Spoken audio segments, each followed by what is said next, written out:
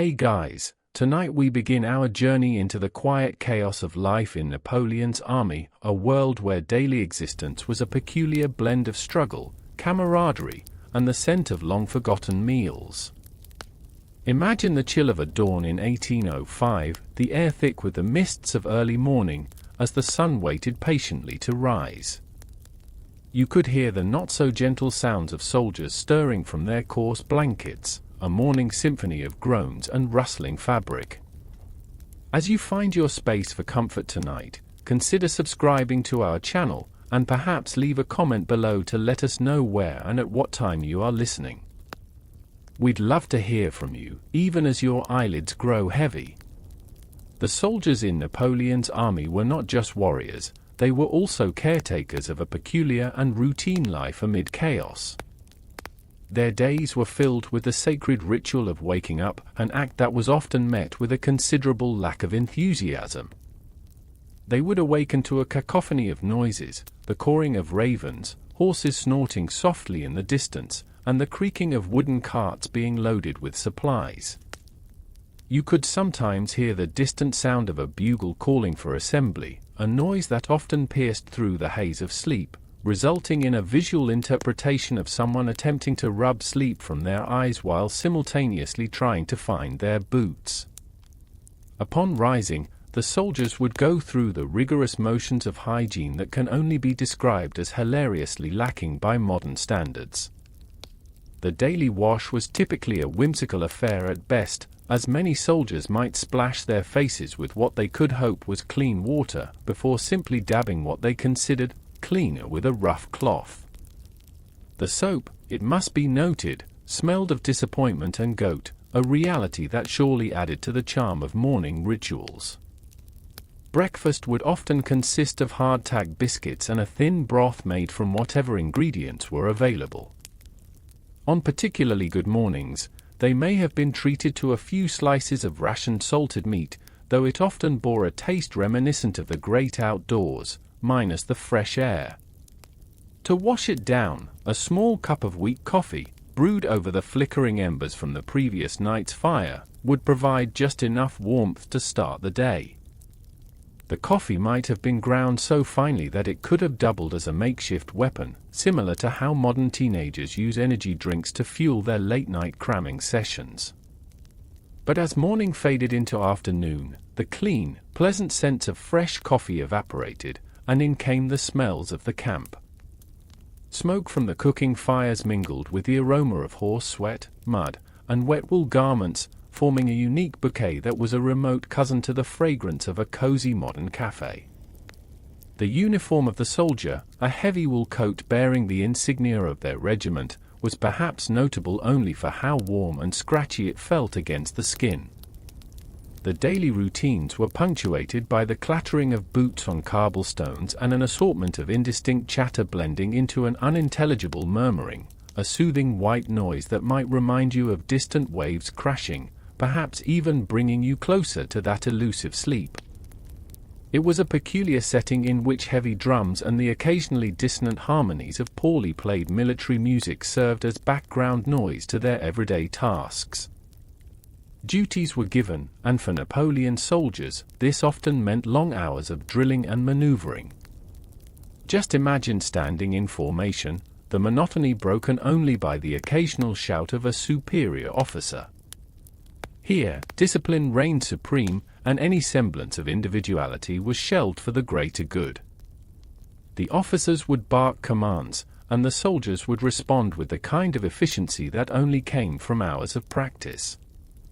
It might remind you of an over-caffeinated sports team practicing for a big game, only with many more layers of wool and far fewer celebrations when someone scored. As the sun wore on, thoughts drifted to home, to distant family members who likely had no idea of the strange and rugged existence their loved ones were leading. Memories of familiar smells, the warm, yeasty scent of fresh bread mingling with the comforting aroma of home-cooked meals, were constantly at war with the pungent odors and flavors of the battlefield. Along with the incessant call of duty came the mundane chores of army life. Soldiers were responsible for the care of their own gear, and maintenance of the campsite became somewhat of a bonding exercise. Imagine 2 or 3 soldiers bickering softly over who didn't clean the latrine properly, only to be distracted by their ongoing battle with a particularly stubborn piece of equipment. There was something rather amusing about a soldier wielding a tattered cloth and a shrugging expression as they attempted to strike an accord with an ancient rifle that seemed designed to resist all forms of affection. When the tasks of the daylight hours gave way to twilight, a different calm would settle over the camp. The crackling of the evening fire became a central feature as soldiers huddled together, swapping stories that drifted from the absurd to the absurdly heroic.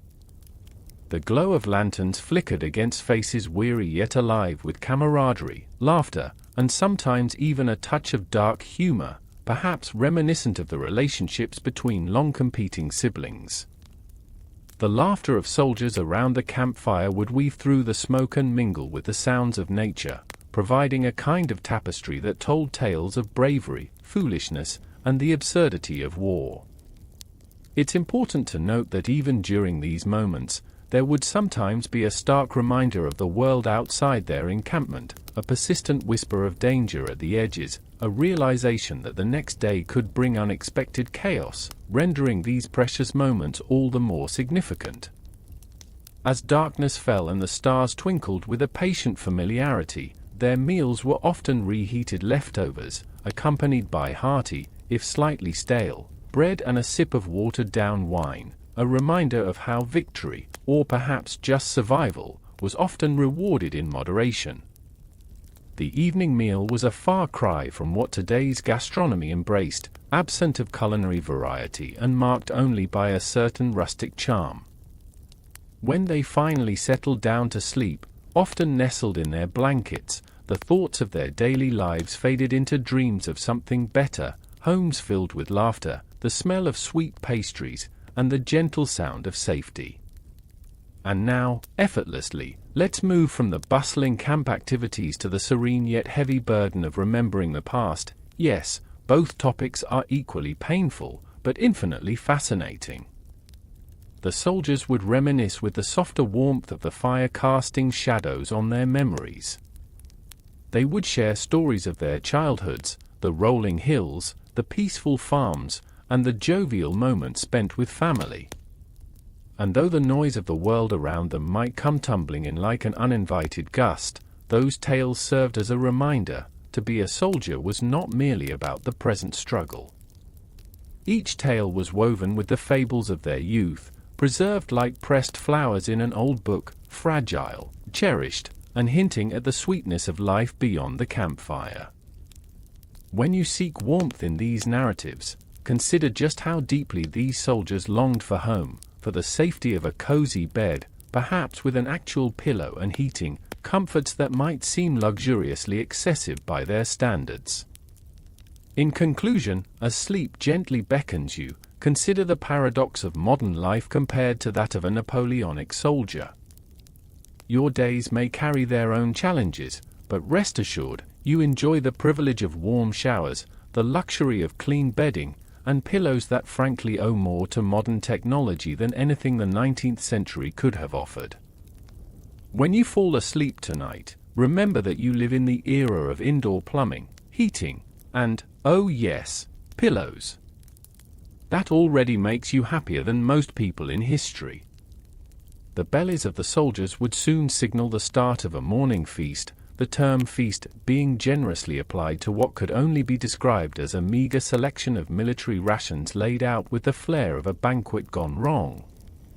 A routine which, perhaps, likened itself to a curious culinary ritual, where each participant donned the solemnity of a monk engaging in a forbidden indulgence.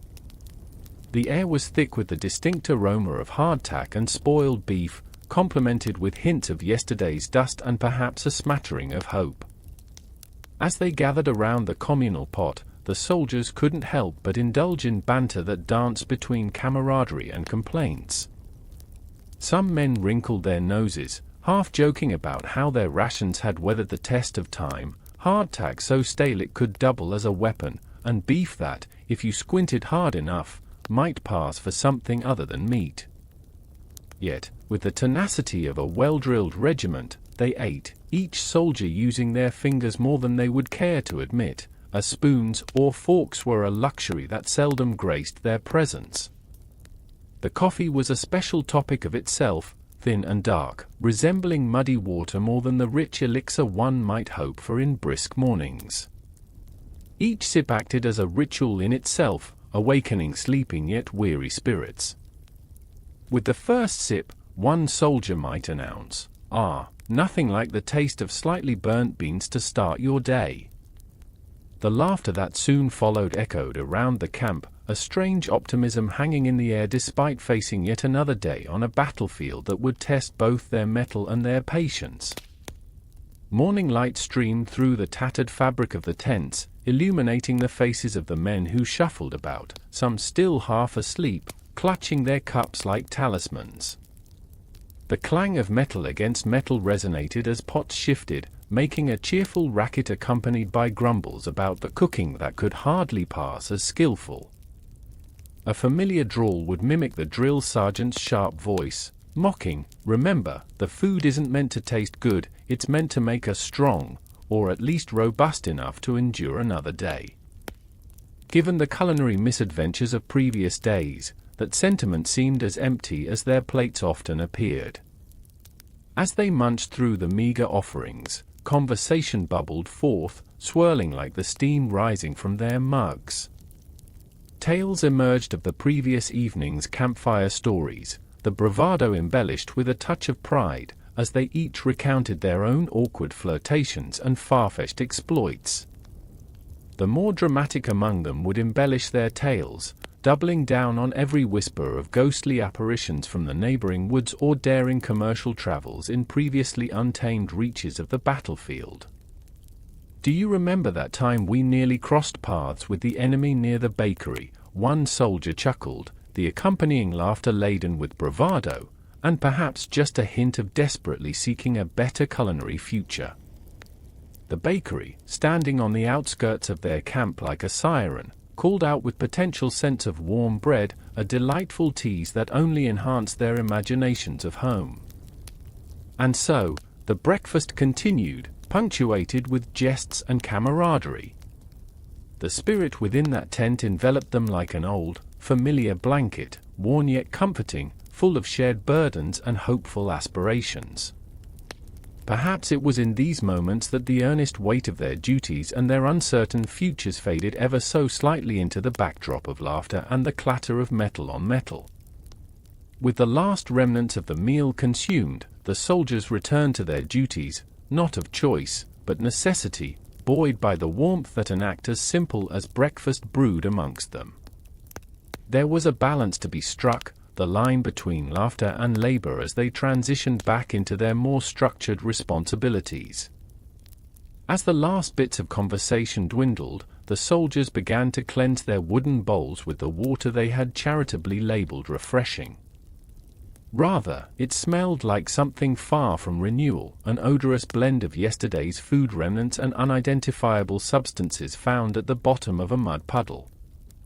They could hardly blame the water for its destiny, given the circumstances of past battles and muddy fields, which had left their camp habitually unkempt. The sounds surrounding them shifted with a sense of urgency, command ringing through the air as the drill sergeants, with an intensity rivaling any morning orchestra, bellowed orders for formation.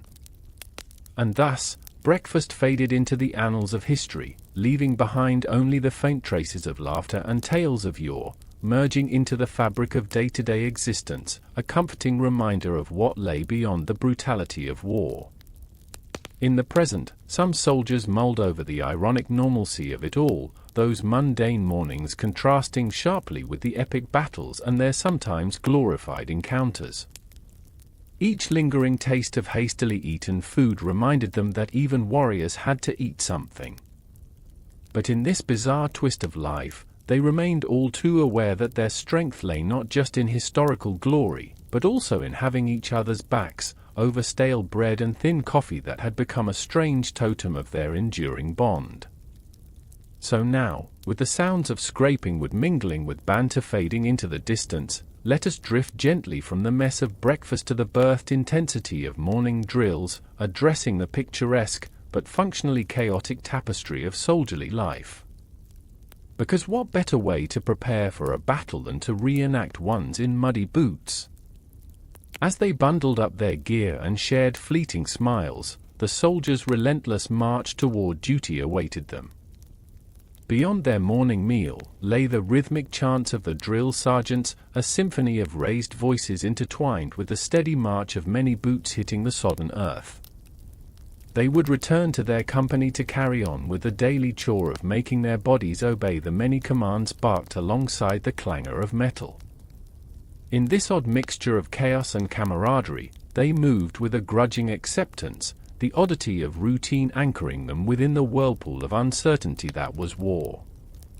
And through it all, a simple sentiment hung in the air, a quiet, sarcastic murmur echoing through their midst, just another glorious day of polishing our skills for the battlefield, reminding them, even in the midst of mundanity, why they had chosen this life in the first place. As the soldiers stood in loose formation, stretching themselves into the regimented lines that endure a long-standing military tradition, the morning sun rose higher, casting an unforgiving glare across the fields. The air was rife with the earthy scent of wet soil beneath their feet, a reminder of the overnight rain that had turned their campsite into a canvas smeared with mud and grime. Each soldier felt the heavy fabric of their uniforms clinging to damp skin, an unpleasant harmony that accompanied the discomfort of being both a soldier and a man of duty. And then came the drill sergeant, marching through the rows of tired faces, a living embodiment of authority wrapped in a threadbare coat from better days. His voice pierced through the murmurs of fatigue, a sharp declaration crackling across the groups of gathered men. The force of his commands resonated deeply, each order punctuated by a clarion sound, echoing against determined hearts, straining every concentration woven into the tapestry of discipline. Attention! The shout resonated with fervor, triggering a swift response, like the snap of a stray twig underfoot. With unrefined grace, the men stiffened, their backs aligning with the sky, as though they were players on a grand stage marred by too many performances. The crack of boots sinking into the mud announced an earnest, albeit muddy, sort of precision, signaling the start of the morning drill, an exercise known all too well, yet hardly gladdening the spirit. As they marched forward, feet sloshing and splattering across puddles of rainwater, the sound reminded them sage-like of joyful springtime, bursts of nature's renewal now smeared by the reality of rank desolation. Boots associated with grandeur in the midst of warfare pounded heavily, a cacophony that would have startled any observer unfortunate enough to stumble into this peculiar morning spectacle. The noise turned into a rhythmic cadence as they advanced, mud sucking at their heavy leather soles like a voracious beast, clawing to hold them back. This harsh symphony of marching boots gave way to candid moments as soldiers whispered snippets of thoughts that danced in paradox and humor. "Tell me again why we're marching in circles like loyal dogs," one grumbled quietly to his neighbor. Their eyes cast sideways, with playfulness lurking beneath their grimy exteriors, aware that humor was their most profound ally in the face of disillusionment. Others echoed slightly more serious reflections, deliberating the significance of the drill. Do these drills really prepare us for the chaos of battle? Or just for embarrassment? Their existential ponderings were interrupted by the commander's insistence, yet another round of poses that forced them to embody the essence of a fighting machine that no one wanted to be turned into. There was simply too much precision required for men who had resigned themselves to the simplicity of survival. Marching in step became an absurd contrast to the haphazard lives they led beyond the confines of drilling, lives yearning for the sweetness of simple pursuits instead of strict postures and veneration of uniformity. "Faster!" came another sharp shout, punctuating his command just as midday's sun began to bear down, igniting sweat on their brows.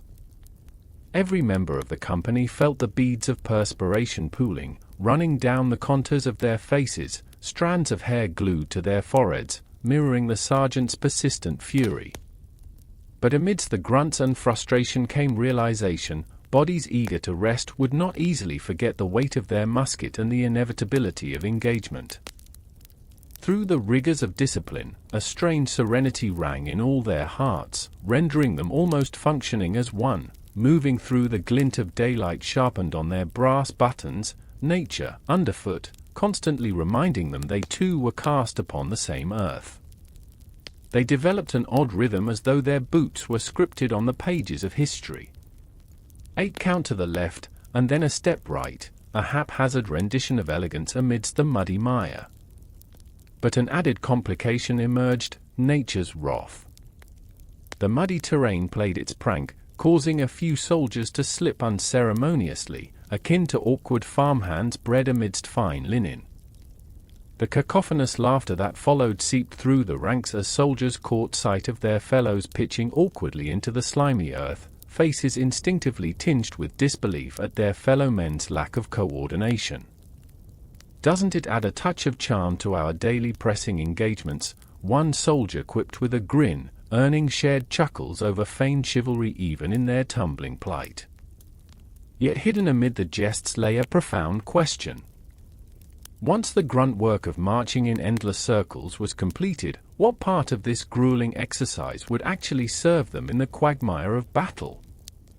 Laughter gradually turned towards contemplation, a somber reality underscoring the fleeting moments of levity.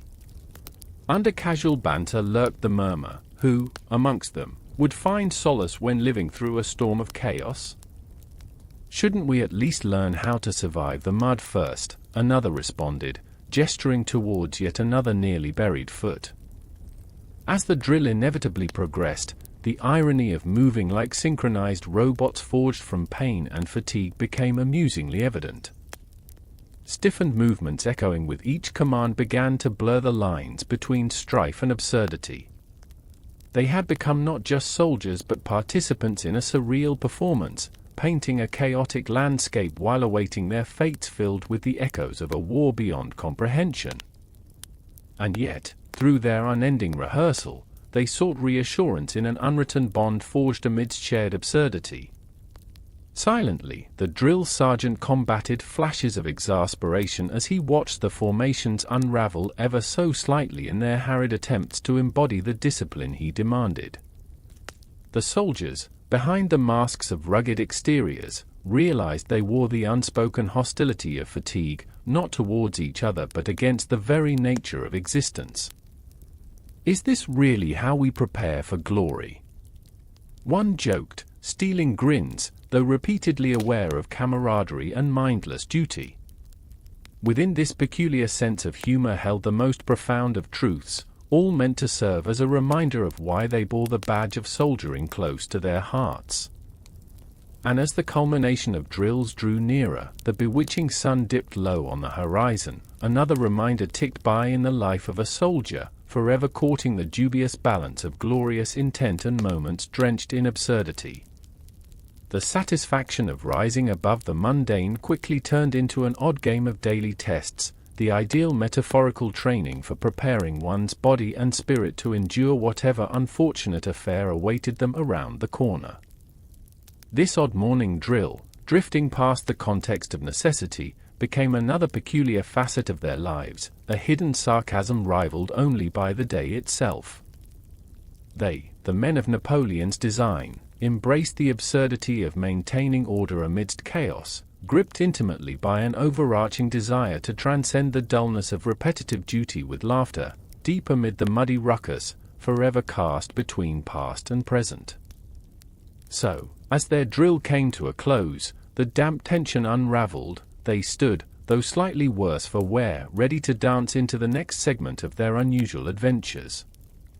As if led off the stage into the quiet of everyday reality once more, they sought sunlight, ruggedness melting under quick breaths and frivolous remarks. Yet they also embodied the peculiar truth recognized through their weary grins, developing a simple understanding in that odd divine comedy they shared. "Now off to pack up the day's ambiguity," one soldier muttered, light-heartedly, immersing into crooked chuckles that wandered along with them into the next routine chore of organizing their encampment. The task of packing up gear was undoubtedly one of the least glamorous aspects of a soldier's life, a delightful marriage of duty and discomfort. As the sun stretched its golden rays across the horizon, illuminating the tangled mess of canvas tents and dappled mud, soldiers shuffled through the remnants of the morning chaos. The air was thick with scents both familiar and uninvited, the acrid smell of old leather mingled with the body odor of men too exhausted to care about cleanliness. A comforting aroma, one might whimsically joke, akin to a fine stew marinated in the essence of labor. Each soldier approached their gear with a tactile familiarity honed through countless scrolls of repetitive days. Hands grazed over weather-beaten leather straps, broken buckles, and the incessantly annoying rattle of metallic fittings. They embraced their possessions with a strange attachment, despite the fact that much of it was undeniably useless, fragments of home that had somehow made their way into the trappings of a soldier's life on the road. A solitary sock that had lost its brother along the way, a rusty comb that now served as a makeshift weapon of defense against the ever-advancing waves of dirt and grime. "Hurry up! We can't carry all of Paris with us," bellowed one soldier, a grin emerging through his fatigue as he poked fun at the crude hoarding tendencies of another. The clang of metal echoed softly through the tents, a gentle reminder of how much weight one could bear before the mind tilted perilously off balance. There was poetry, too, in the mundane act of packing, an evaluative art form filtered through each soldier's recollections of what mattered most. The absurdity glimmered as the glare of the sun caught the edge of rusted tools crammed into the folds of burlap. "Let's see," mused a soldier, peering into a mess of fabric. "Do I need this half-eaten biscuit or my grandmother's heirloom spoon? Choices, choices," and with a dramatic sigh, he tossed the biscuit over his shoulder, an act of devotion to both personal sanity and the maintenance of camp decorum. In the symphony of rustling fabric and snapping buckles, one could almost hear the musical pulse of struggle and endurance. Soldiers exchanged playfully exasperated glances, bonding over the absurdity of the situation. In that moment, they became comrades not just in warfare but in shared whims, the fabric of their lives crowded by the very things they cast away. Thoughts danced through their minds, each soldier considering their own blend of essentials, with war-related artifacts bickering for space alongside cherished memories. "I wish I could fit my mother's stew pot in here." At least then, every evening would end with a hot meal instead of the usual mysterious grey gruel, another chimed in, eliciting laughter that, raucous as it was, carried a thread of sincerity. Through gritted teeth, they lingered in the act of cramming, soldiers grumbling into the air as the sun rose higher, stretching towards its full force, baking the encampment into a body of sticky energy. Sweat glistened down brows, further muddling into the scents wafting from the growing cacophony of nearby meals being prepared.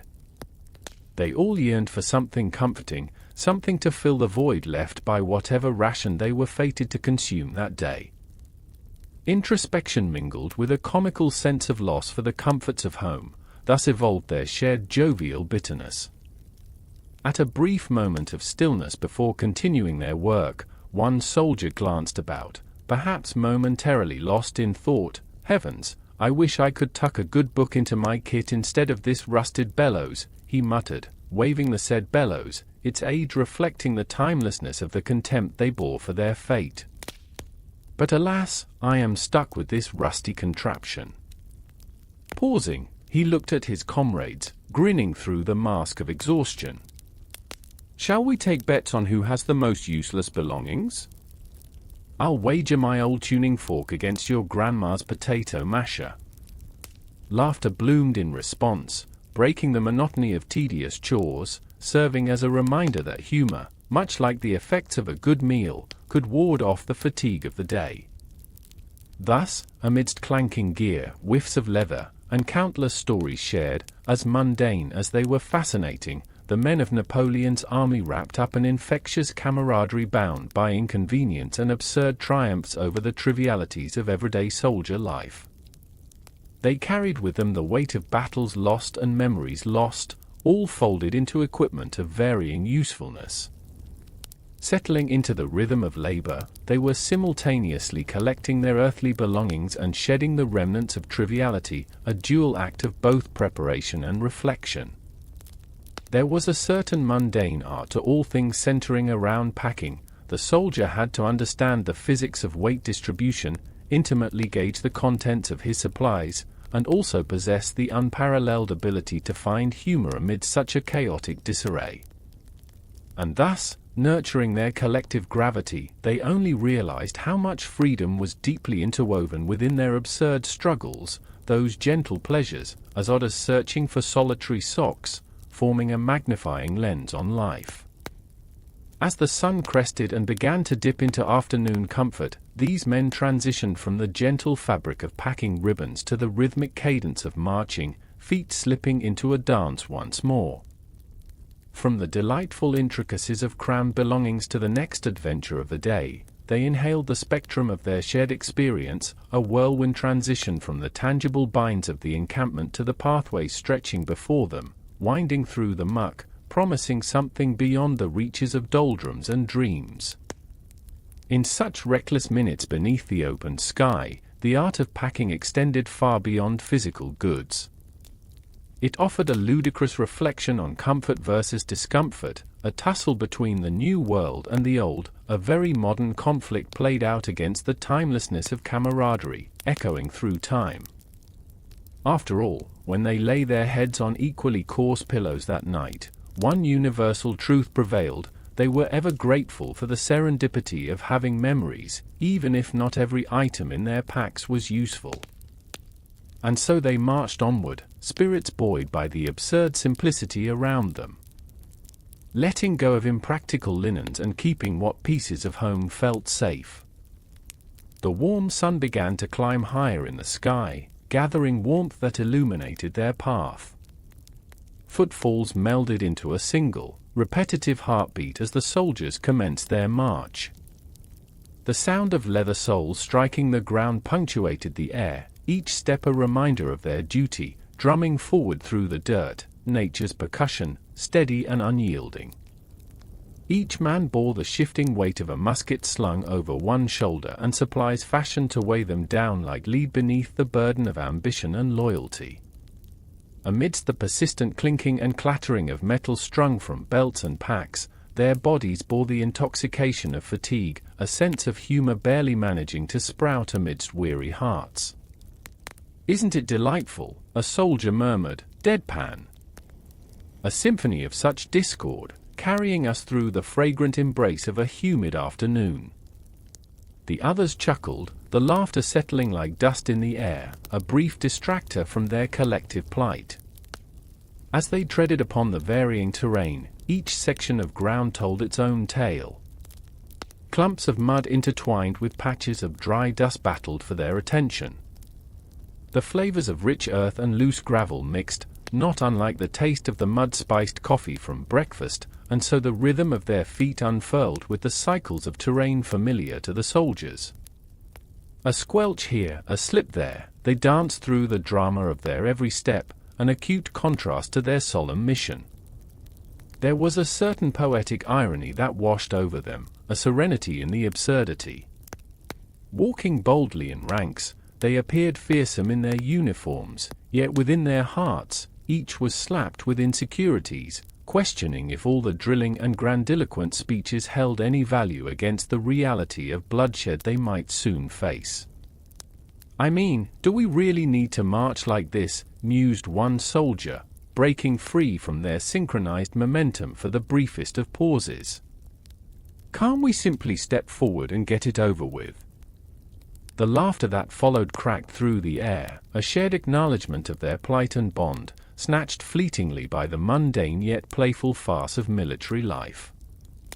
As they marched, they waxed poetic on the worth of being prepared, each one weaving philosophical musings around practical needs, pondering whether the benefits of hour upon hour of drills were more than mere drills. Who needs to be well prepared for a battle we might never face? One soldier tilted his head skyward, half smiling and half sarcastic. At that moment, the importance of these preparations grew dull, as farcical as the notion of marching endlessly for an all-too-stern commander who might not even remember their names. Yet nature unfurled its explanations in tandem with their absurdity. The further they went, the more the sun danced upon their backs, lending a mild heat that mingled with muffled chatter, creating an ambient thick enough to strangle doubts. Muscles strained and adjusted themselves, a clumsily magnificent orchestra of human resilience essence desperately balancing against the unwelcome curse of sciatica. One brave soul voiced the struggle aloud, fumbling with possible alternatives. Couldn't we negotiate a better travel plan? Something like, oh, horseback riding perhaps. Laughter erupted once more, and ideas swiftly transformed from practicality to absurdity, all dissipating into the atmosphere above before any serious thoughts could settle down. As the march continued, they ambled past fields where local flora flourished unchecked, tall grass swaying gracefully in the wind, sending deliciously earthy scents into the air. For the soldiers, the enjoyment was bittersweet, a vivid reminder of a life left behind, imagining the soft touch of grass underfoot not as a military route but as a farm path meandering towards home, where peace reigned and conflicts had no place. They longed for imaginary plots filled with wholesome life, complaint-riddled conversations buzzing around trading duties as they unrobed their ambitions for less ambitious pursuits. Nestled between these idle thoughts, they wrangled with the mundane yet essential act of unwrapping meager snacks they cared to keep, a treat they had no way of knowing would be infinitely more enjoyable than yet another ration to foist down their throats. Each crunch of stale bread was a reward for the effort tangled in camaraderie, almost a song moving them through the chores of marching. The irony was rich, along with the fine nuance, a melody composed of anticipation juxtaposed with the constant threat of battle just beyond sight, a tenuous balance slipped between the sweet nectar of boredom and the unknown flavor of chaos. For now, they were ensconced in this present moment, the blessed reprieve from overwhelming conflict, a laughter-soaked discussion about imaginary farms. The soldier with the best skills at wry humor detailed fantastical creatures that never existed but lived glamorously in the minds of his companions. "Why, on my farm," he declared, "we'd have a cow that gives chocolate milk and a rooster that sings. I'd wake up early and simply regard the sunrise as it bestows warmth upon my blissful existence." Every absurdity coaxed a chuckle, lightening their burden, transmuting sweat-drenched resignation into gentle delight.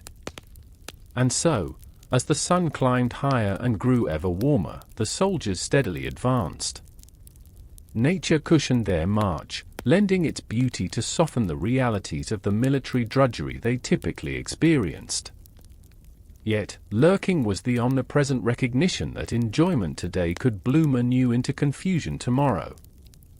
They were, after all, bearers of history, wandering through the pages that would later be penned by hands unknowing of the travails required to immortalize their existence.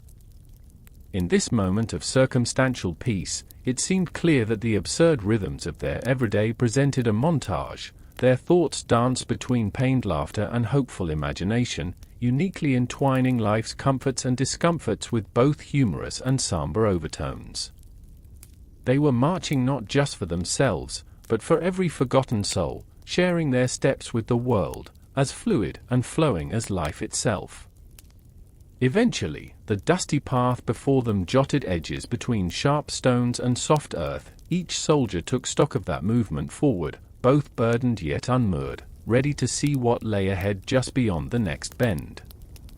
Each man nestled within layers of wool became, however ironically, a transient reminder that through unity, even in the context of laboring toward an uncertain fate, they could always take comfort in their shared absurdity. And with those soothing smiles born from whimsical fantasies danced in their hearts, they thrilled momentarily within this imperfect pilgrimage.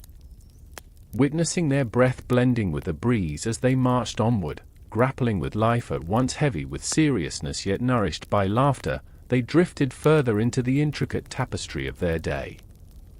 As the route continued, the next stop awaited, a mid-morning break, where tranquility would spill over into a sense of delight. The natural tranquility of the surroundings ushered in a moment of respite. As soldiers eased into their midday interlude, the earthy fragrance of local flora enveloped them, sweet and unassuming against the backdrop of their grueling march.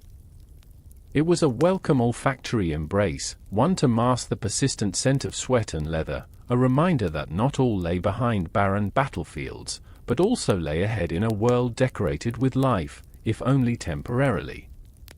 The sounds of nature seemed warmly to cradle the soldiers as they settled upon the ground, shedding some of their weight, allowing themselves a reprieve from both duty and the burdens of their supplies. They laughed, sharing mundane dreams of vast farms back home, imaginative reprieves only desirable in the fertile imaginations of men wearied by military monotony. Imagine, one soldier quipped, the taste of a ripe tomato picked straight from the vine, none of this hardtack nonsense.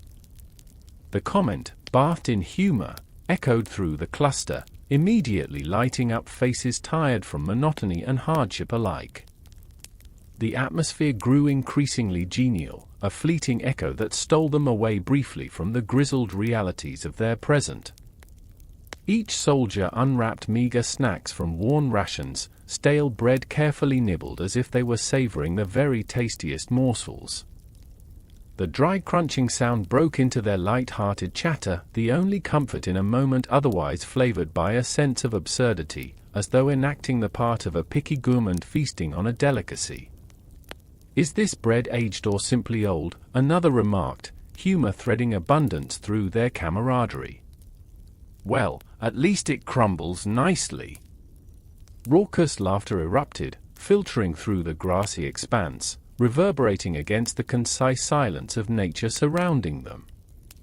Amid such fleeting levity lay the quiet truth that no one could claim their craftsmanship compared to the baked wonders of local bakers. As conversations unfolded among the soldiers, humor began folding back into revealing stories, tales peppered with the nerve-wracking scars of battle interspersed with gentle jabs towards one another. Boredom blossomed in these engaging moments, an annoyance they much preferred over the unfathomable chaos that lurked beyond the comfort of their midday reprieve. Each soldier's face illuminated by laughter told of their unyielding spirit, a meager balm to the bruised soul. They inhabited a space not just in body but in the heart, their minds drifting toward visions of home, of comforts longed for beyond the reach of their routine, the flavors of fresh fruit mingling with the searing distractions of farm life.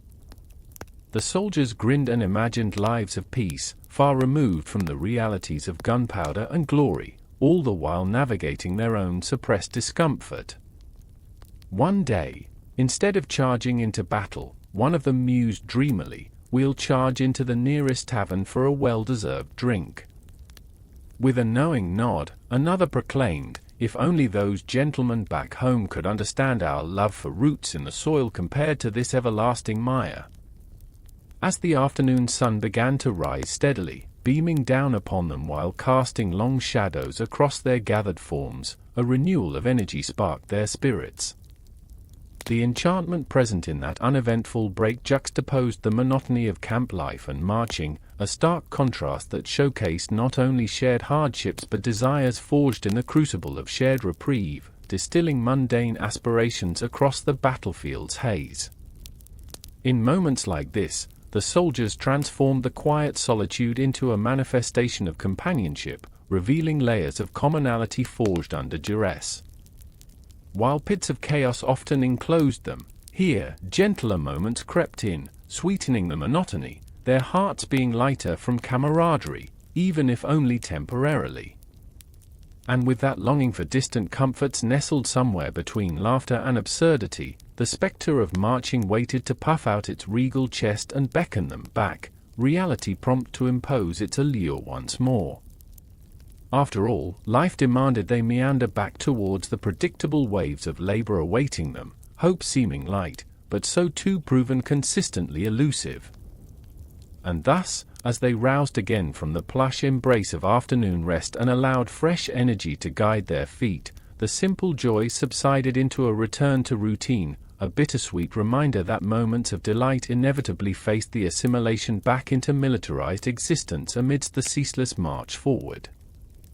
Their shared dreams hung momentarily suspended in time, waiting patiently for another opportunity when intervals of respite converged again and opened up the avenues for another taste of life. As they resumed their formation, thoughts fanned out quietly as an exquisite panorama behind misty eyes, each with a vision of returning to that heart's far-off familiarity, only to tumble ever back into the particulars of their immediate reality. With every step forward, they unwittingly tucked away tales of leisure among their regimented routines, grinning at the unfurling absurdity of disciplining marches intermixed with whispers of sanity, dreams, and laughter, all masterfully entwined into their shared days, for who could better endure but those who embraced life together? The soldiers fumbled through the clamor of the village, their boots squelching over the uneven cobblestones and mud. With each step, they ventured deeper into the realm of local life, a world fraught with the odd intersection of military presence and the mundane rhythms of daily existence. Above the sound of marching feet, laughter floated about like a gentle breeze carrying the scent of freshly baked bread, an intoxicating and cruel reminder of simple pleasures just out of reach, as the warmth of the villagers' homes enveloped them in stark contrast to the chill of their own camp.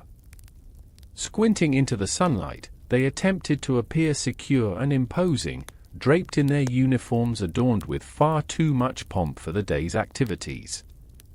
Yet, the tragic irony of their efforts lay within the awkward smiles exchanged, as attempts at charm collided humorously with the reality of their dirt-streaked faces and scuffed boots. The villagers regarded them with a mix of tolerance and trepidation, a dance of civilities interspersed with sideways glances that acknowledged their military garb with a measure of wariness. A soldier, longing for laughter rather than combat, called out cheerfully to a cluster of children peeping shyly from behind their elders. "Look! It's the marching men," he exclaimed, his voice a blend of mirth and warmth. The children giggled at the spectacle, their eyes wide with curiosity, while the mothers quickly shushed them, offering stern looks in return. After all, each soldier was an unwelcome reminder of the chaos that brewed beyond their village fences, an unwelcome harbinger of what they could not escape. And the scents wafted through the air, sweet dough mingled with yeast, incorporating with the earthy notes of the farmer's produce nearby. Such simplicity in fragrances only heightened their own awareness of deprivation. The soldiers, accustomed to the pungent aroma of sweat and leather, found themselves longing for the softness of an afternoon tea with cakes to complement the coffee that, if one could aptly call it that, barely resembled the rich brews that came from the comforts of home. Instead, they were met with a nerve-scratching bitterness reminiscent of charred misfortunes. "Is that bread I smell, or simply the sweet air of mockery?" one soldier muttered under his breath, eliciting subdued chuckles from his comrades. They moved forward, their gait uneven but filled with a hesitant mirth, an escape from the narrative of war, if only for an hour. Conversations danced among the troops, weaving between shared grievances about their meals and the peculiar quirks of their own living conditions. "I swear my last meal designed to sustain me was less nourishing than the rust of my musket," another soldier chimed in, eyes twinkling with camaraderie and humor. Across the marketplace, the villagers offered their wares, colors and textures coming alive as stalls filled with ripe vegetables, glistening fruits, and jars of local crafts captivated the soldiers. A vendor, balancing a basket of golden loaves, cleverly caught their attention. "Bread for stories, come, tell me of your grand battles, and I'll trade you a loaf for the laughter of your victories," he jested, a twinkle in his eye and a daring grin slathered on his face. Those shared exchanges warmed the air, holding back the starkness that the soldiers carried like shadows wherever they marched. They regaled the villagers with tales, albeit embellished, daring exploits and encounters filled with grandiosity that contradicted their daily drudgery. The echo of laughter swirled amidst the marketplace, a perfect blend of camaraderie and mischief that might last only a moment but lingered long in the hearts of soldier and civilian alike. Yet, there was an undercurrent flowing just beneath the surface, a soft acknowledgment of uncertainty that danced in their jesting. For each laugh shared bore the faint echo of the conflict that awaited them outside the village's reach. The sobering awareness remained. Grins might mask the toil of regret built upon the precarious threads of their reality. Their talk of adventure lay parallel to the disdain for impending battles, while tangled in alarming coherence, both simultaneously an offering of hope and a respectful nod towards the absurdity of human fate. As they prepared to depart the village, the clamor faded like the last notes of a soothing lullaby. The soldiers slipped back into the contours of the familiar sounds of the march, heavy boots tramping over earth, each step felt below as a temporary cessation of their earthly woes. Rejecting sorrowful realizations, they raised spirits and shields alongside their musket barrels. Though fully aware that soldiering often meant a struggle to navigate a path laid with indignities, this brief interlude reminded them of connection and the power of shared laughter, even fleeting, among the roads of hardship. The soldiers left the village with impressions steeped in reminiscence, the taste of stale bread still lingering on their lips like a whispers of dreams rapidly dissolving into reality. Shifting back to their disciplined roles, each embraced the duality of mundanity and valor, drawing strength from the imprints of fellow humans who, if only for a while, transformed their day into a rich tapestry of what life might hold outside the phrases of requirements, heroism juxtaposed against bread and warmth.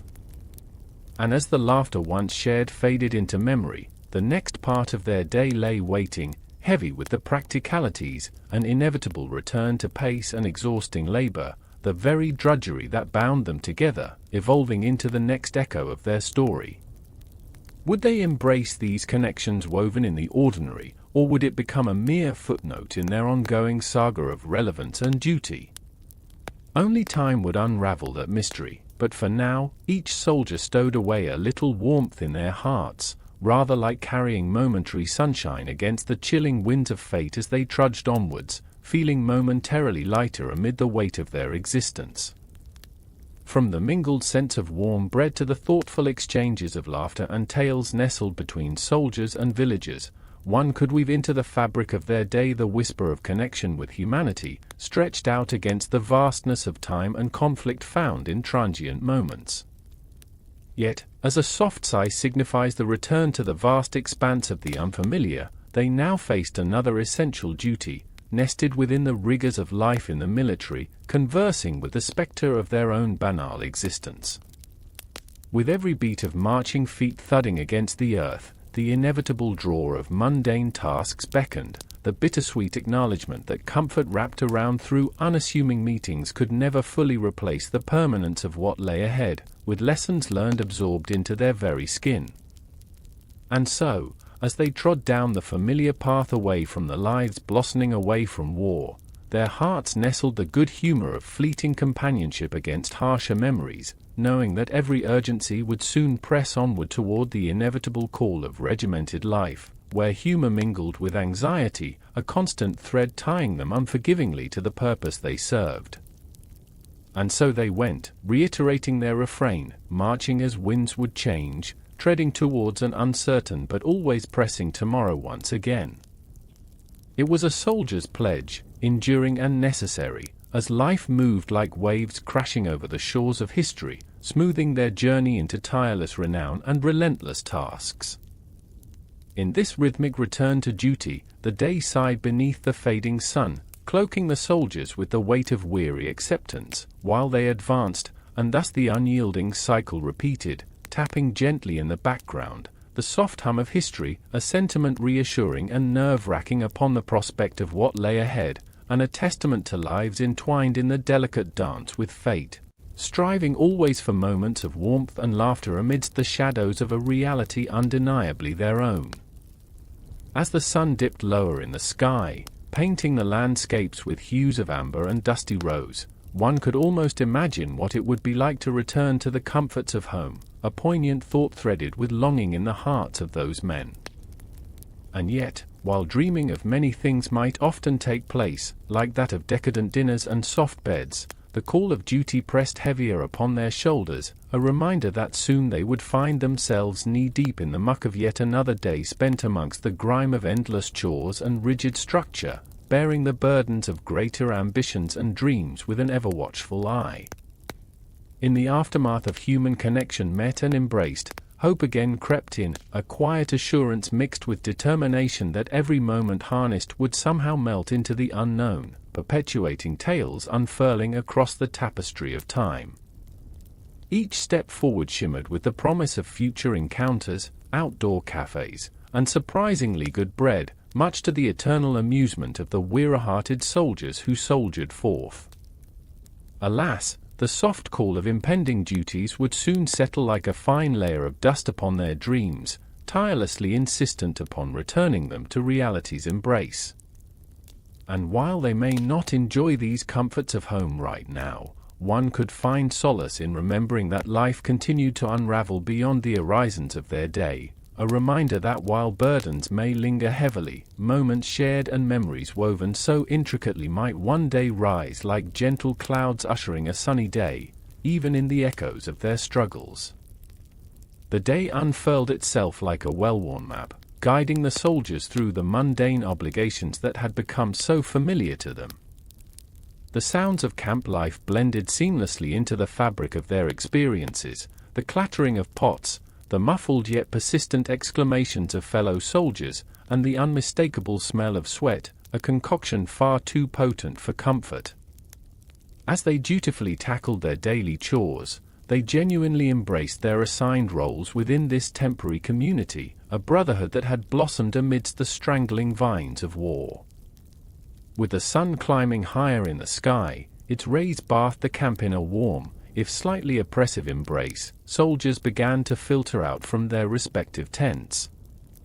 Each carried a single-minded determination, the kind that sprang up in the face of monotony. After all, it was time to engage in the daily drill of sanitation, a necessary evil, akin to grooming a particularly ungrateful goat who was none too keen about the encounter.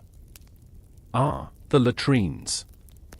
One of life's most aromatic gifts, they emitted an earthy fragrance that wafted up like a gentle reminder of mortality, a smell that surely could claim the championship belt for being overwhelmingly uninviting. Soldiers navigated the terrain with care, sidestepping muddy footprints left behind, a strategic dance of balance amidst the chaos that encompassed them. Tactile experiences melded with the visual slapdash of rough-hewn wooden huts, their walls built not for aesthetic appeal but for sheer necessity, echoing the scant traditions of concealed dignity. Amidst the group, some soldiers could be seen rolling their eyes at the absurdity of it all as they queued up for the day's tasks, expressed through either shared camaraderie or hushed sarcasm. "You think this will look good on our resumes?" one mused, eliciting chuckles amidst their gathering, while another replied, humorously, "I'll put it right next to my title of Chief Latrine Inspector."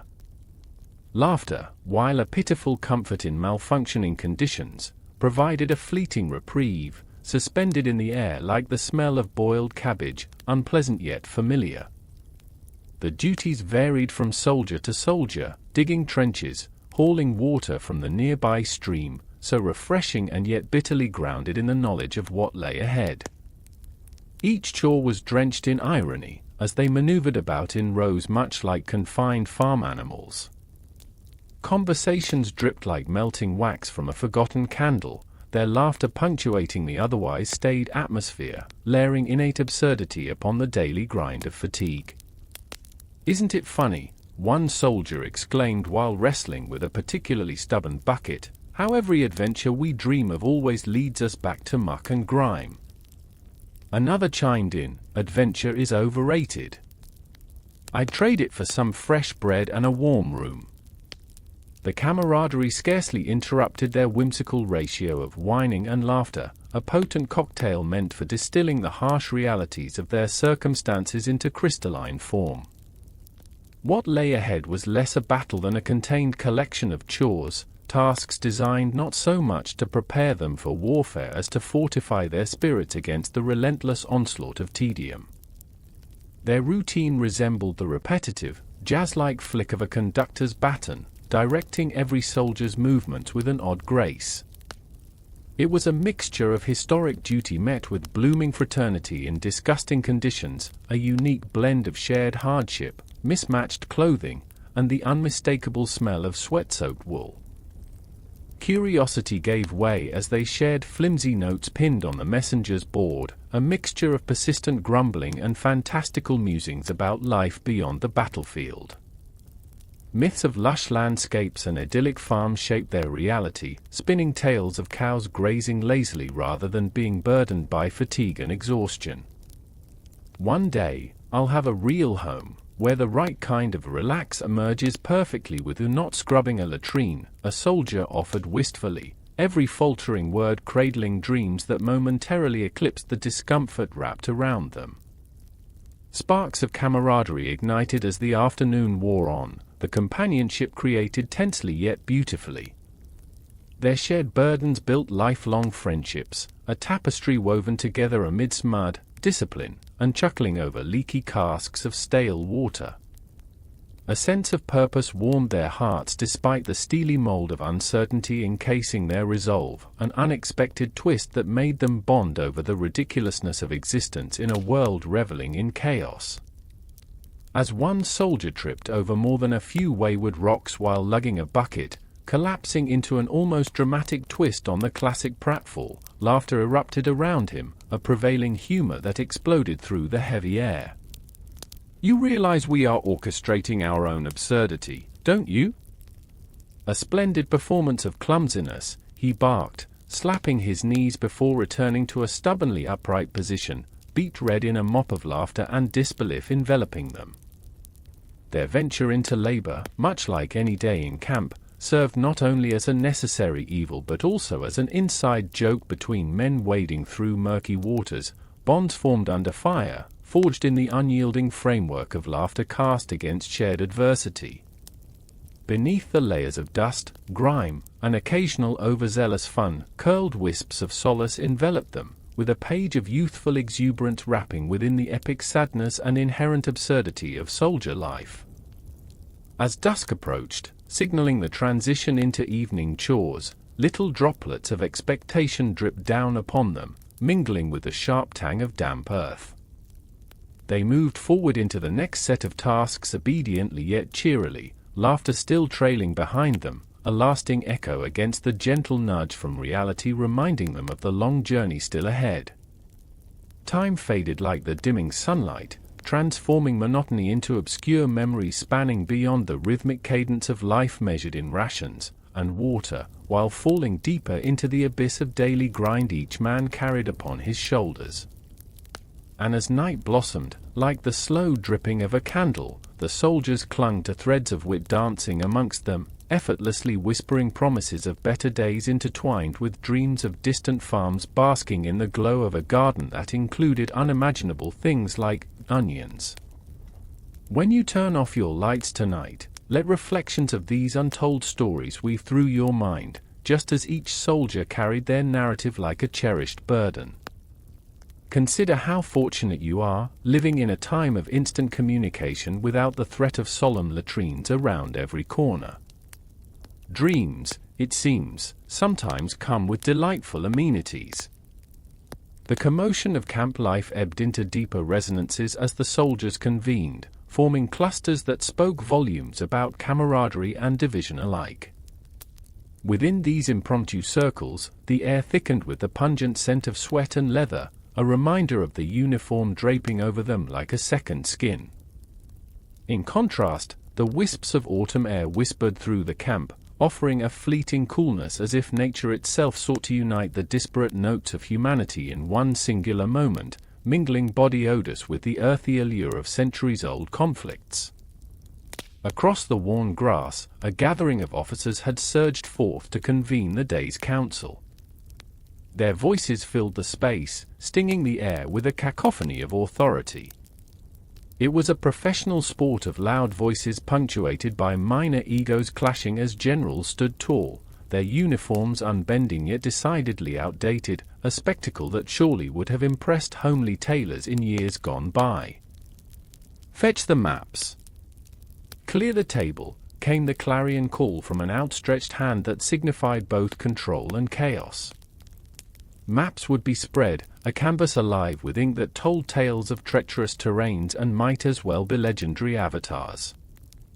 The smell of ink, a bizarrely comforting scent, mixed with the low hum of anxiety radiating from the thicket of men encircling the table, each breath like a subtle talk marking the time as they held their lives in the balance of unsure decisions. The rustle of parchment swayed in unison as if obeying the rhythm of uneasy anticipation. The soldiers knew too well that the final strategy was often a product of impulsive discussions made over far too many tankards of murky ale, a bit like betting outcomes at a tavern. They could only dream of the intoxicating freedom of unworried drinks shared amongst friends rather than the oppressive realities of strategy confided to rum-stained conversations. Some soldiers drifted to the peripheries, intentionally or not, huddling within earshot, while allowing themselves the gentility of voicing whispered jests concerning their superiors. "Oh, I'd wager Rumford can't wrangle a good battle plan even with both hands tied and a dozen men beside him," one would quip, eliciting laughter among the ranks but quieting into wary glances at the interpolated silence from their superiors. The undercurrent of irony reverberated. The very men whose bodies bore the scars of tumultuous triumphs often felt overlooked by those who made the decisions far removed from the eaten grounds of dirt and grime. Trying their best to uphold an air of hope for a more favorable outcome, soldiers penned notes and tried to divert their thoughts to grim retreats or heroic resolves, trading tired looks with one another that bore the weight of long scrutinized prospects. The farms, animals, and whispered dreams from home gradually became mere relics of desire, fragrant memories wafting in serenity yet seeming overlaid with a melancholic haze. As the sun began its descending dance toward the horizon, shadows played delicately upon the ground, an unsettling reminder that night was creeping closer, just as the soldiers longed for clarity in their objectives. Statements were made, some less coherent than others, realizing half-heartedly afterward that clarity was often more of an idea than a tangible product of discourse. Amid the talk of strategies, rations were all but forgotten, remnants of meals shared in haste that drifted before hungry mouths. Laughter filled the air like blossoms on a chosen spring day while the deeper shadows of conversation weft through the air as thick as the heavy tallow lamps ignited later. For all intents and purposes, the evening was drawing near, a once gallant effort morphing into the expected relief of half-hearted comedic diversion.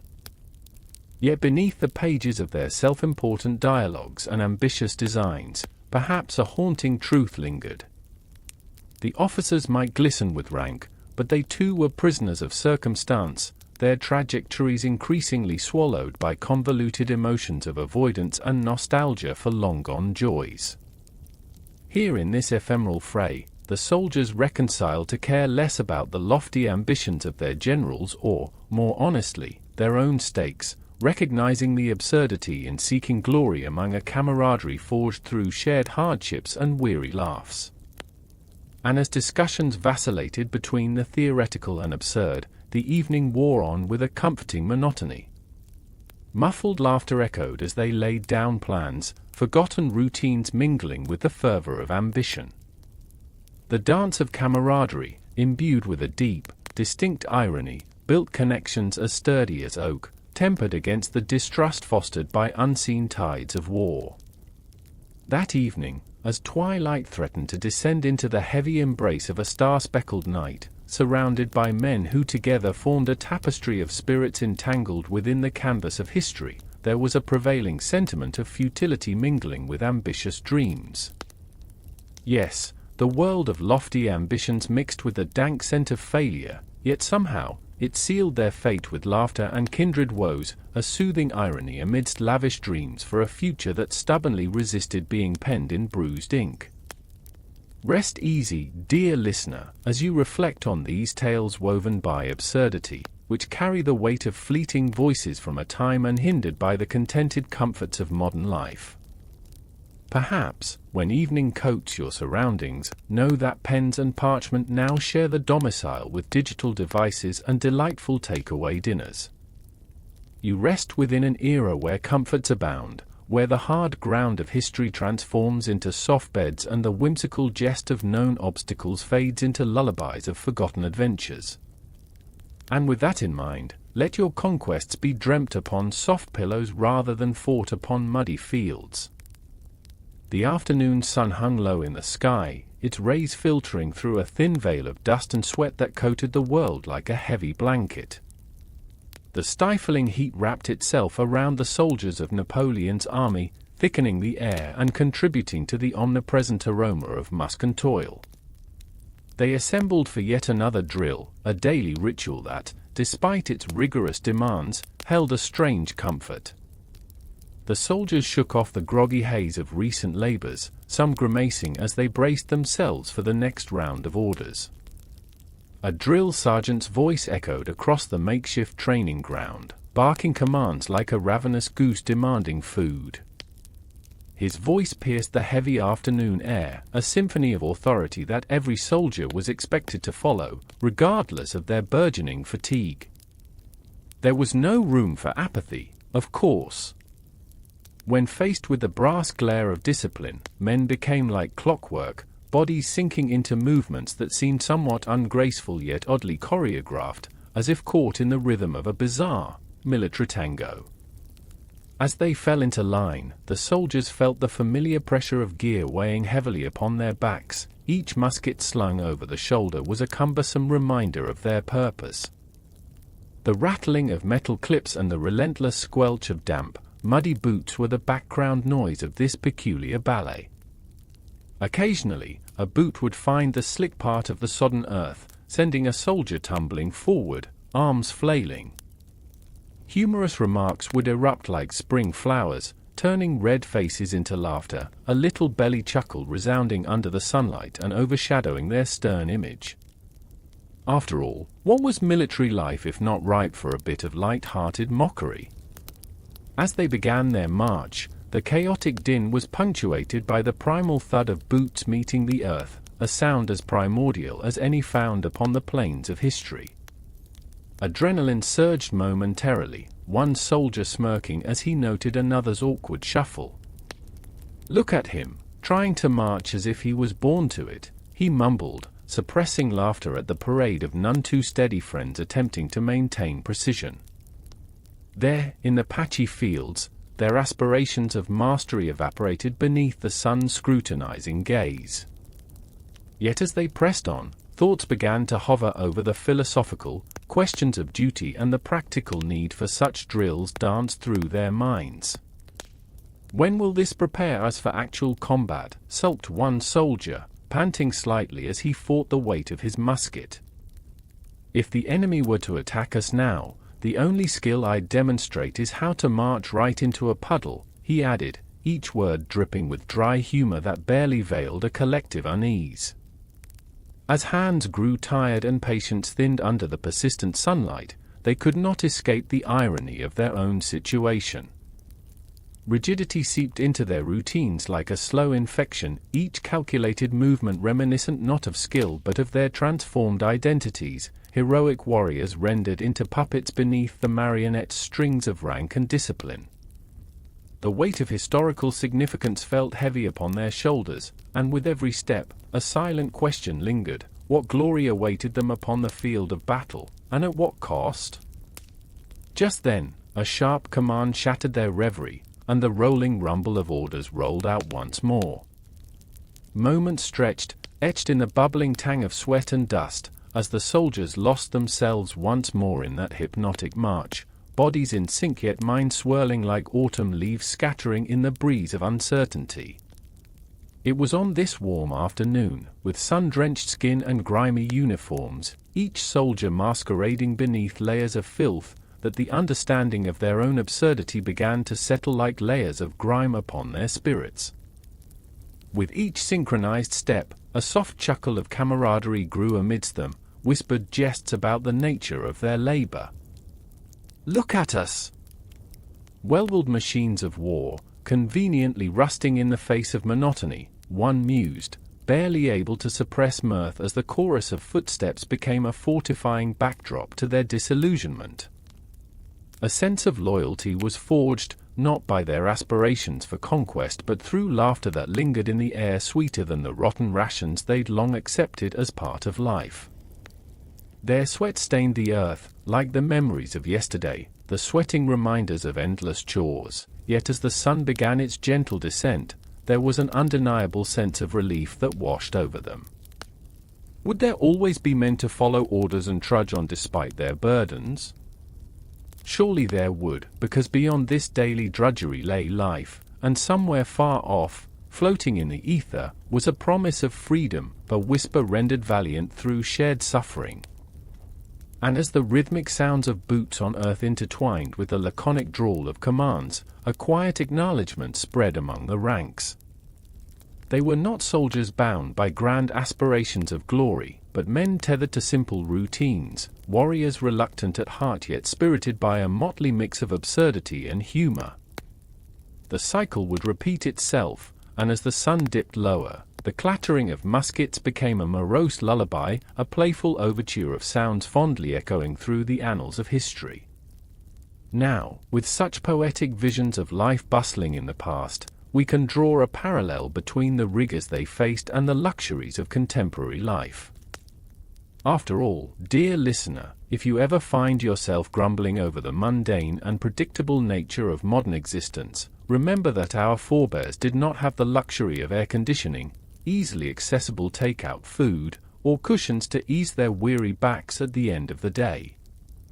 Perhaps your hardest chore is deciding on dinner, their toughest was enduring the rough embrace of military tradition mingled with mud. And if that thought doesn't bring a chuckle, just remember, at least you get to sleep in a comfy bed, not a soggy canvas tent. As we drift away from the grind of drills and march toward the next rhythm of their daily life, appreciate this ephemeral moment when giggles mingled with the sound of feet against dirt. In our cozy corners of the modern world, consider how even the simplest comforts, like your favorite blanket or a warm bath, already whisk you far away from the tumult of bygone eras. You slip into soft dreams far removed from mud-stained battles, fortified by the amusing absurdities of history, crafted as gentle narratives. In the midst of such camaraderie and shared fatigue, evening descended upon the camp, inviting soldiers to gather around the fire, their day now transitioning towards the anticipated feast. The air shifted, infused with the unmistakable aroma of boiling stew, a mix of suspense and hope as they approached a mess adorned with the promise of sustenance. Their expectations hung like thin mist, the flickering flames casting playful shadows against lean, rugged faces, etched with the stories of days ostensibly shared in purpose. The unmistakable smell wafted through the encampment, a medley of meat steeped in water, perhaps sparingly flavored with whatever spice could be salvaged from the depths of a ration bag. Oftentimes, the concoction glamorized the reality of life, a platter formed from frugal ingredients, leaving much to the imagination. To call it a feast would be a grand exaggeration, it was merely another attempt to mitigate their hunger with culinary bravado.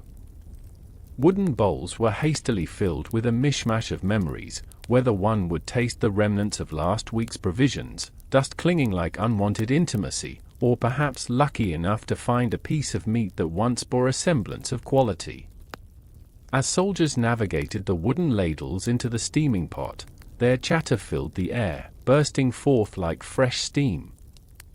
Banter collided with the appetite of the day, acute laughter punctuating moments of discontent, where they shared tales of absurdity and desperation. A hollow stomach growled in protest alongside witty observations, transforming grievances into a communal theater. "Perhaps tonight will be the night we finally discover what we've been chewing all this time," a voice rose above the din, invoking laughter from the ranks, lightening hearts amidst their mundane reality. The sound of rancid broth splashed against coarse fabric as wary yet hopeful hands served each other with a flair only battalion veterans could muster. "Think any of this will win us a Michelin star?" another quipped, stirring the pot vigorously, each stir a politically charged proclamation in its mockery of haute cuisine. The banter persisted, weaving through the camp like whispered conspiracies, offering a narrow release from the exhaustion and the impending duties of tomorrow. Moments of levity punctured the drudgery, revealing glimpses of levity even amid grueling circumstances. Textures played their part in this nightly ritual, rough wood against weary fingers, the ache of calloused palms maneuvering their rudimentary feast.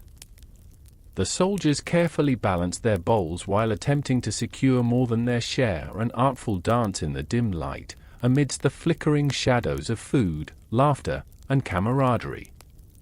Cutlery echoed against rough ceramic, the sound rhythmic yet chaotic, much like the blood coursing through their veins in those fleeting moments of satisfaction. The coarse bread, stale but crusty, served more as a vessel of hope than a staple, commanding a position at the table with its own air of importance. And amidst the laughter, one could hear the murmurs of comfort. Wouldn't it be divine to just bite into one ripe fruit?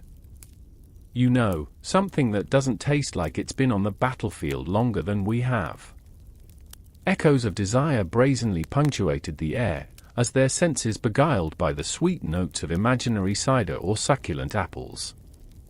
How quaint it was to dream of such simplicity in flavors. The excitement overshadowed all sensibilities of survival. After all, what is a soldier without a dash of whimsy? As their spoons moved languidly through the heavy broth, it was an ode to their resilience. The dull ache of their exhaustion harmonized with the unfulfilled promises of fresh papas, vegetables that had long since vanished into the unforgiving environment.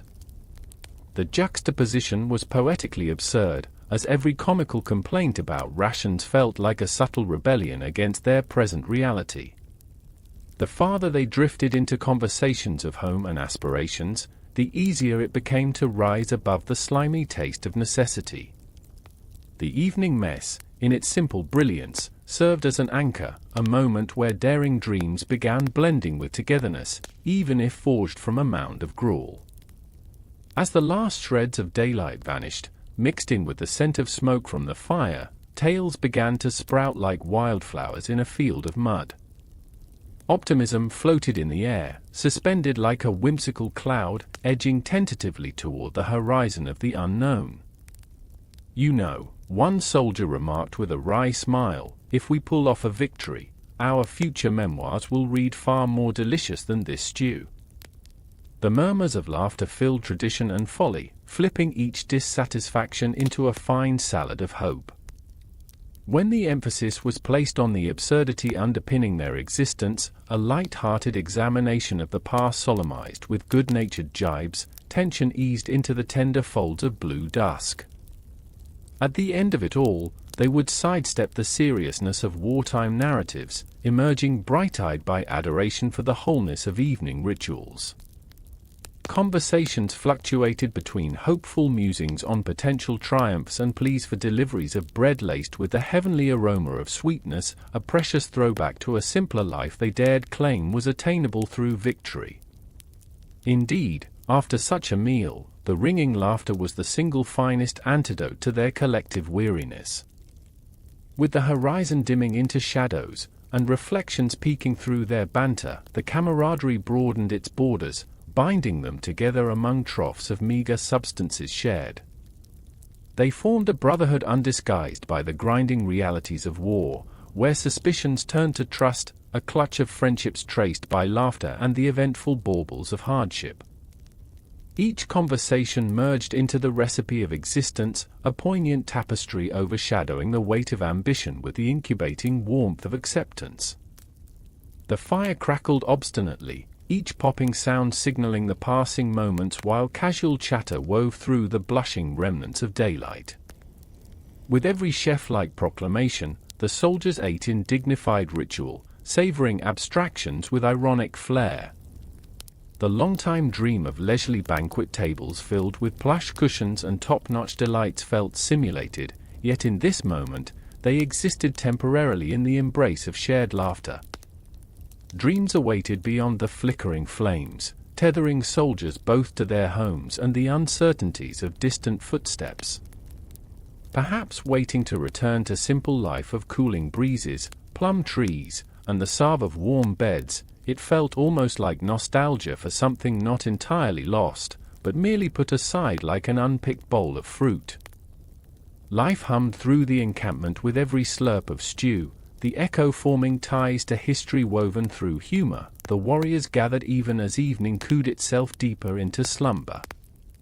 And as the remnants of their day's labor lingered along with the last sprigs of conversation, the juxtaposition was clear. Turning from ribaldry to emptiness made for a simple yet profound demonstration of this unfurling reality of military life. The soldiers, invariably, returned to discussing the siege on old kingdoms over hot plates of dreams dispersed amidst dry biscuits. This was their evening savored not solely by darkness, but by the warmth of companionship. In this way, transitions toward late-night conflicts ensured the balance held firm, not between camaraderie and discomfort, yet in the sacred art of meandering thoughts conjured up by food, fatigue, and fantasies. Each soldier could feel the humor spurting out of mere survival, a subtle acknowledgement that even in trying circumstances, one could rise above the chaos, whiling away the time until duty demanded their return to hard-packed earth and cold muskets. With full bellies, weary eyes turned to the dying light as darkness draped gently over the camp, a friend who promised natural relief. Each moment breathed slowly into the night and drifted comfortably from the chatter of the fire into the candid embrace of exhaustion on full display. As they reclined by the warmth offered, ruminating on dreams swirled gently through their laps, they celebrated the comforting absurdities. They were soldiers playing yet another round in this unpredictable game. And as visions flickered before them like fading embers, their hearts held an inkscape of familial warmth. Even when the world roared like an unyielding storm, they found solace in the ridiculousness of their evening repasts. In a modern world where food, comfort, and connection come in droves, the warmth of a home-cooked meal, perhaps a fine wine in hand, one might think back on these tales and smile softly, recalling that life was once graced by a symphony of discomfort and gestures that sparked friendship. Like their jokes, the antiquated tastes tug at the heartstrings of history, connecting one's own journey to that of a soldier yearning for a more rustic form of satisfaction amidst empty plates. The sounds represented pieces of security, reflecting laughter echoed against well-weathered tents, knitting together their journey anew. Companionship flourished within that limited realm, where sense hinted the ironies of longing, all so painfully relatable. Such an elegant concoction no doubt contrived by time, seasoning relations in a manner no modern banquet could ever replicate.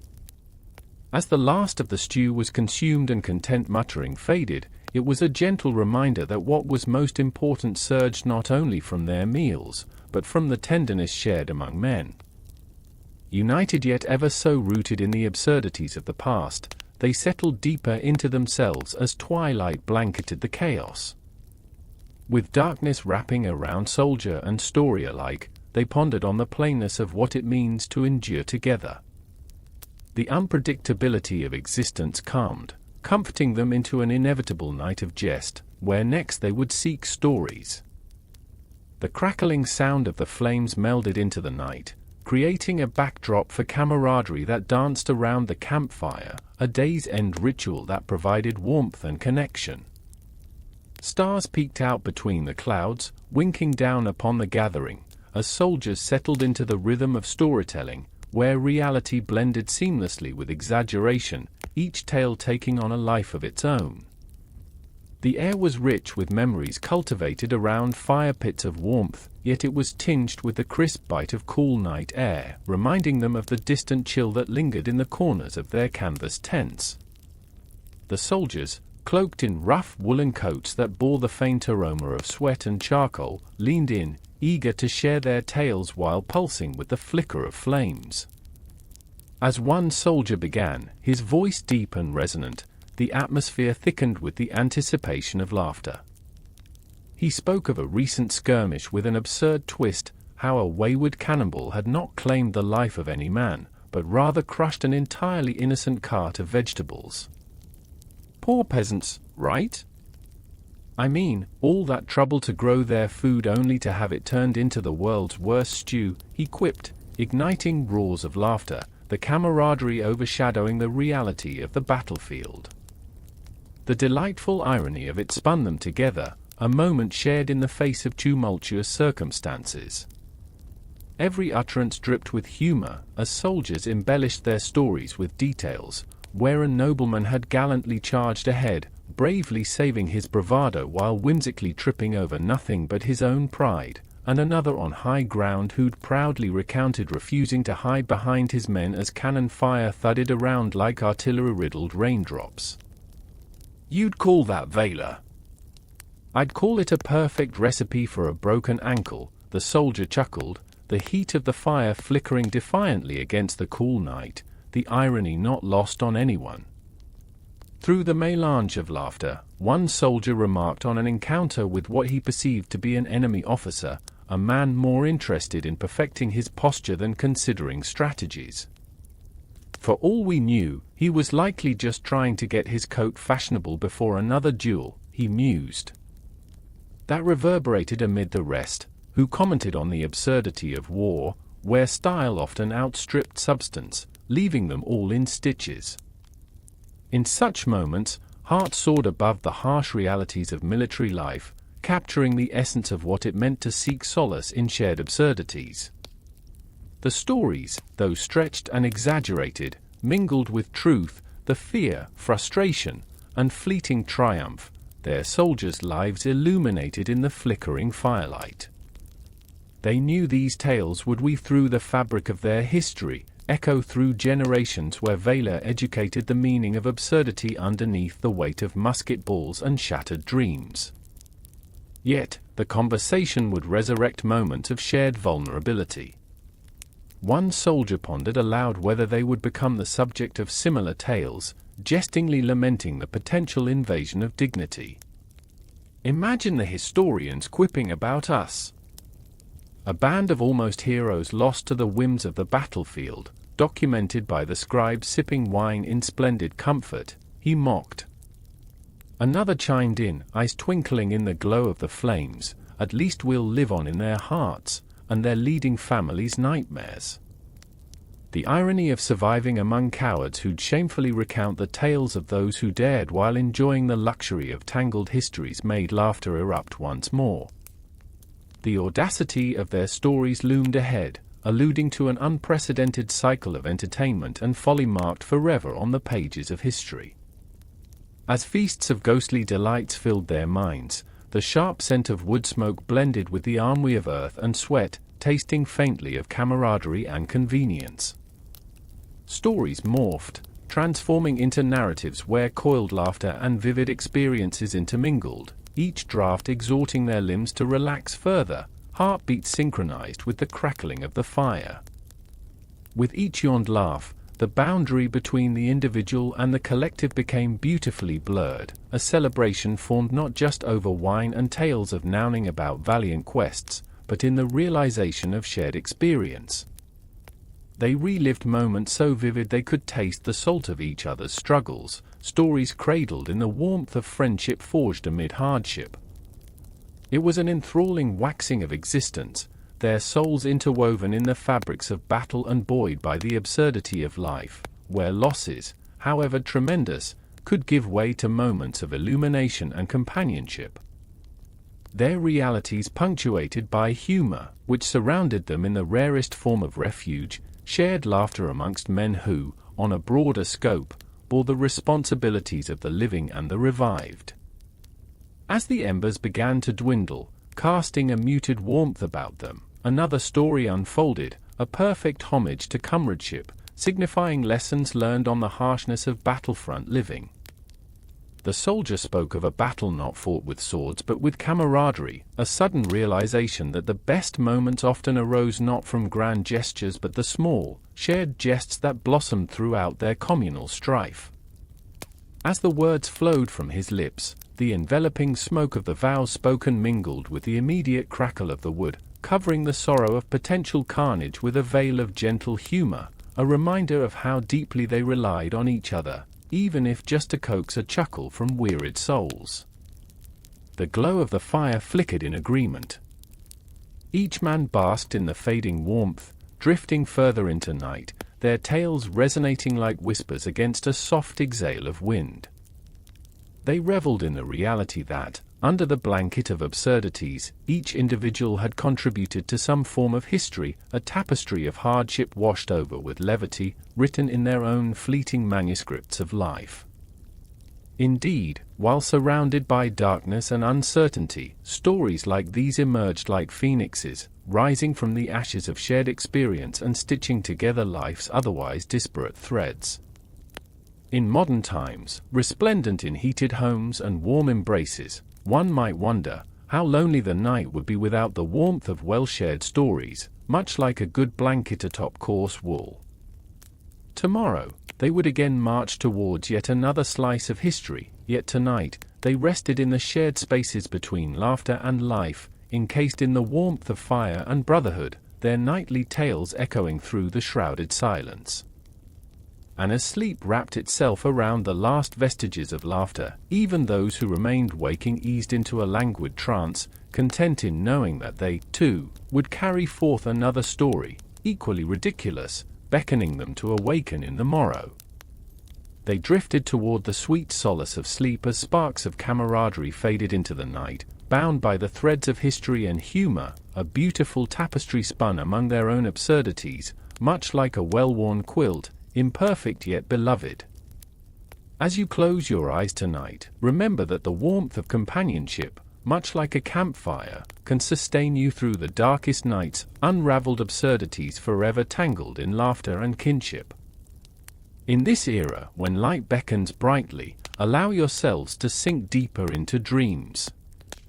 After all, you can choose to revel in modern comforts, like blankets that don't smell like goat and pillows that don't turn every night into a spontaneous battle of endurance.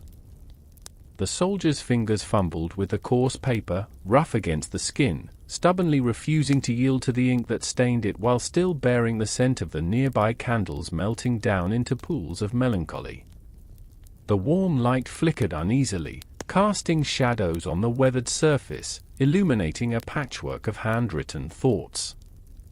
The ink, thick and gloppy, clung to the nib as though it was struggling to leave its creator's mind, much like how one might struggle to find sense amidst the chaos of war. In these moments, the act of writing became a delicate dance between thoughts and the written word, a waltz performed under the watchful, flickering gaze of an unsympathetic flame. Pen meets paper, ink bleeds into fibers, and every word wrestled forth felt like uncovering unspoken truths, each letter a whistle in the concert of their lives. Such labor brought to life the mundane details that first began as a swirl of confusion, only to crystallize into moments worth preserving for the hurricane of history sweeping towards them. Those around him were equally engrossed, vying for the coveted inkwell that was never truly enough for the desires seated in their hearts. Comrades huddled together, murmuring softly, voices interspersed by chuckles echoing through the tattered tents. Shouldering the burdens of their fates, they lamented the peculiar etiquette of letter writing, debating the propriety of mentioning not only the daily grind of camp but also one's mother's infamous vegetable stew back home, a culinary absurdity celebrated and cursed with equal enthusiasm. "Dear Agnes," one soldier began, his voice low enough to draw in the other's attention, "you would not believe the cuisine served here resembles something even the rats would reject." Perhaps I shall mask it as a new gardening project when I return." This particular jest elicited a round of raucous laughter, a momentary reprieve from the weariness that hung thick in the air, an awkward relief in the grueling cycle of days that merged into weeks with the insistent march of time. The grappling with words was often just as monumental a task as the direct encounter with enemy lines. Each soldier spun a tale, recounting the mundane yet layered with humor, hopefully converting these letters into comfort for the loved ones residing far beyond the horizon.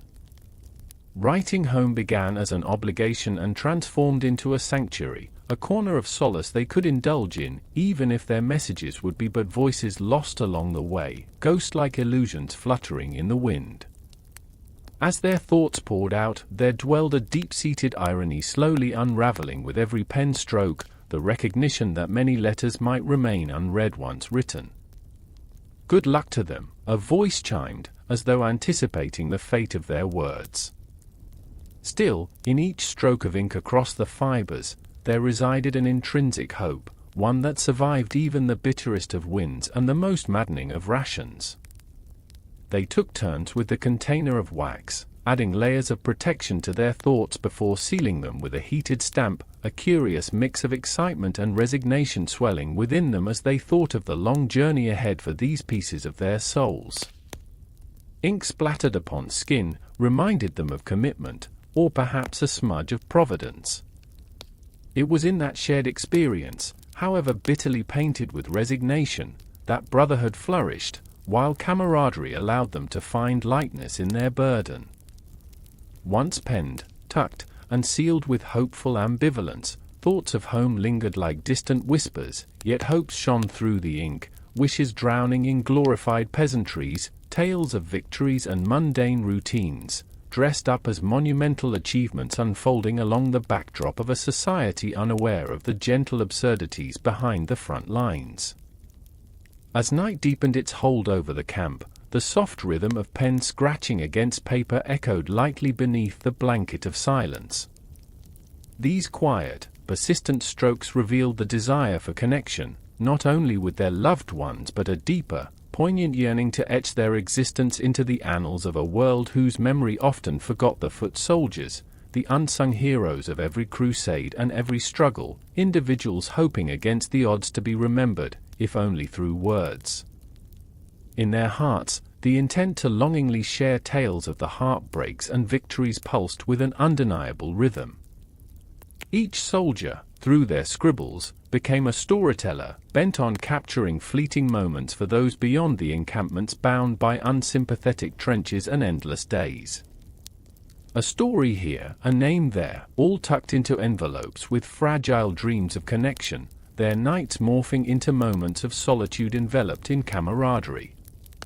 Eventually, the paper would grow frayed and yellowed, as all things do with time, but the subtle echoes of their dreams existed well beyond the harsh realities of today, a comfort that extended through time, much like the flicker of candlelight that felt both present and ghostly at once. As the soldiers set their writings aside, the subject segued effortlessly into the harsh realm of wounds, physical reminders of the struggles faced. Shouldering the tales of their exploits, they found themselves awkwardly glancing at each other, finding solace in a shared understanding of their vulnerability, a community knitted tightly by shared experiences of enthusiasm and pain. The air shifted, heavy with the intriguing, albeit nauseating, aroma of antiseptics, wafting through the huddled tents where the solemn demagoguery of battle splintered into discussions of first aid techniques that dabbled dangerously close to the idea of quackery. The small chorus of groans reverberated as injuries poured forth from recent skirmishes, evidence not just of battlefield encounters but foibles that arose from the perils of daily soldiering. "This is it. Who needs doctors?" the weary voice rang out, recounting a rather unfortunate bandaging attempt as a comical travesty. Amidst the flitting between humor and exasperation, noble sentiments clashed mercilessly with obscenities surrounding their questionable care techniques being executed on their comrades. With each passing day, the painful lessons learned only added layers of camaraderie to the already heavy fabric of their relationships forged in adversity. In essence, these weary guardians of peace knew that each soldier bore a wound not only on their flesh but also deep within, the silent burdens, the words never written, and the stories untold. They shared wild tales of brushes with death jestingly, almost in morbid celebration of survival. It was a peculiar overlap of their shared existence, reminding them that humor had always been their most effective weapon against dread and despair. Nevertheless, the infinite loop of experiences continued to nourish both body and soul, repeated silently under the moonlight, a transcendence linked to something universal and timeless.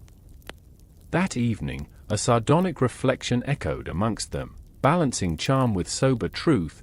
At least we're not out there in fancy shoes dodging cannonballs. Even the darkness seemed to whisper in laughter. As the night trekked onward, exhaustion crept in, shrouded in fatigue, while words collided delightfully with the deeper shadows cast by flickering flames. Camaraderie lingered like the sweet scent of lavender carried softly upon the breeze, so wholly absent from their grimy camp, yet also carried forward through joint laughter.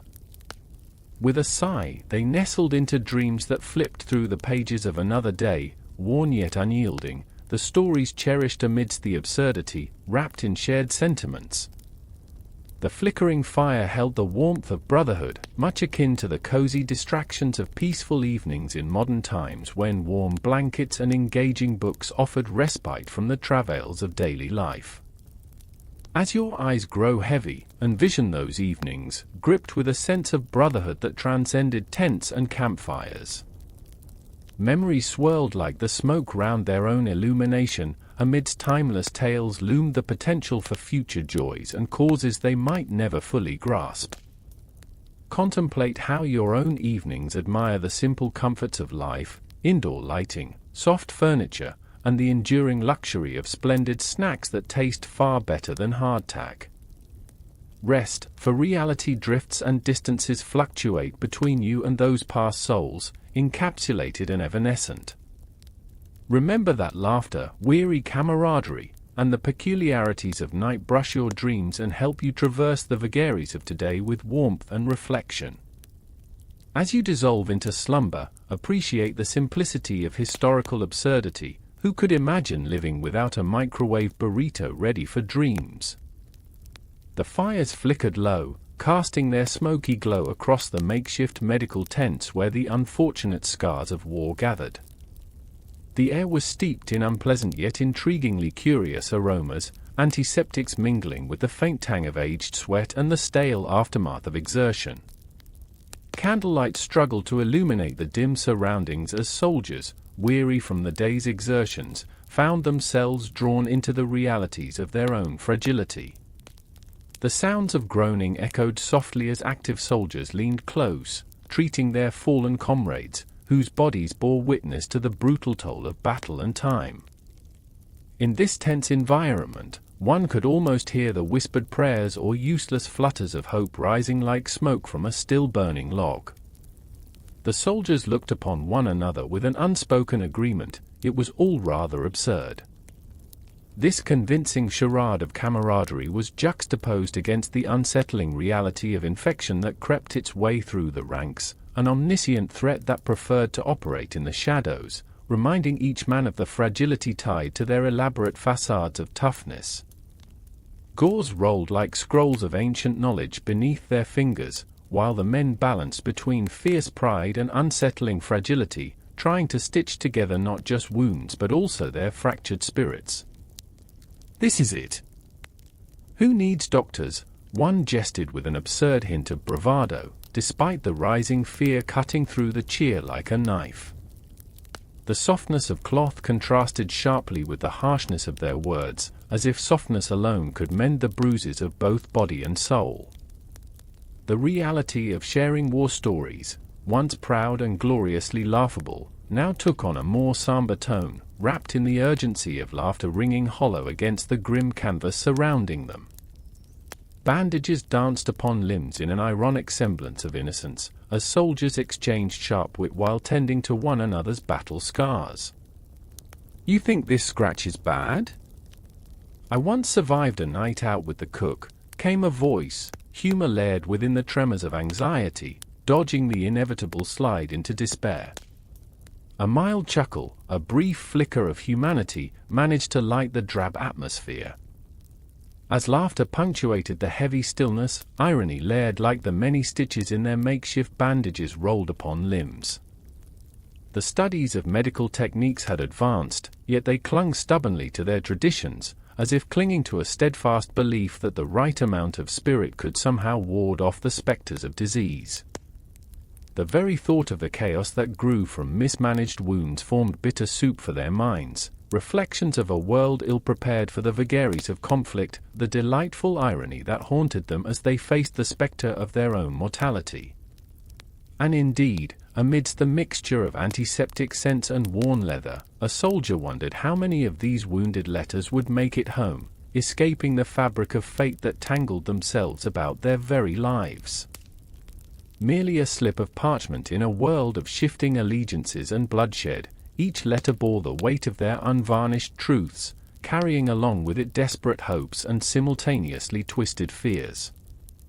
They poured their hearts onto coarse paper under flickering light, trying to capture the essence of dreams, of longing, of sadness suspended in ink, each crumpled piece a testament to their humanity. Ah, the crumpling paper! How reminiscent it was, like a symphony squashed against the weight of reality, soft sounds giving way to heavier perceptions of hardship. There was something somewhat charming, however, in their desperate attempts to compose the perfect missive to those left behind, a quest that seemingly demanded the same fervor as wielding their muskets in the brave face of battle. Balancing between politeness and raw vulnerability, they wrapped their fears in imagery, a forest that was not home but a distant echo merely taunting them in their weary minds. With feigned ease, they immersed themselves deeper, laughingly questioning, will they understand my artistic allusions to dismemberment over fried potatoes? Worry hung in the air heavy like a loaded musket, but they dared to dream words upon paper, weaving a connection that reached beyond physical separation. Here lay the paradox of war. Where distance broadened the chasms between men, it also crafted tender fibers of bonds back to the hearth of familial love. As the night dragged on, skin dampened by the embrace of cool air following the day's swelter, all that was left was to navigate that blurry line between duty and palpable fear. The soldiers around them were not merely comrades but brothers engaged in mutual therapy for unwelcome truths. Deep-seated scars remained, untouched by bandages, an intangible reminder wrapping around their souls tighter than the roughest military drill sergeant's voice. At times, one could almost imagine a traveler from another time gazing at the soldiers, spectators scratching their heads, wondering what peculiar fates brought these labors of conflict into such a wild, unyielding landscape. Shadows formed the outlines of stories told, fables that dance between irony and harsh truths of existence. Each experience etched into their minds created an intricate tapestry of chaos too surreal to always comprehend. Pausing to witness the deepening night, the coolness wrapping around like soft woolen blankets, inviting rest, their mundane thoughts softened. Beyond the flickering lights lay true absurdities, something almost ironically peaceful about lovingly binding your fears while still living through them. It stunned them how asymmetrical that peace could be, crackling along the edges of pain like a worn-out piece of music, that gentle dissonance providing comfort.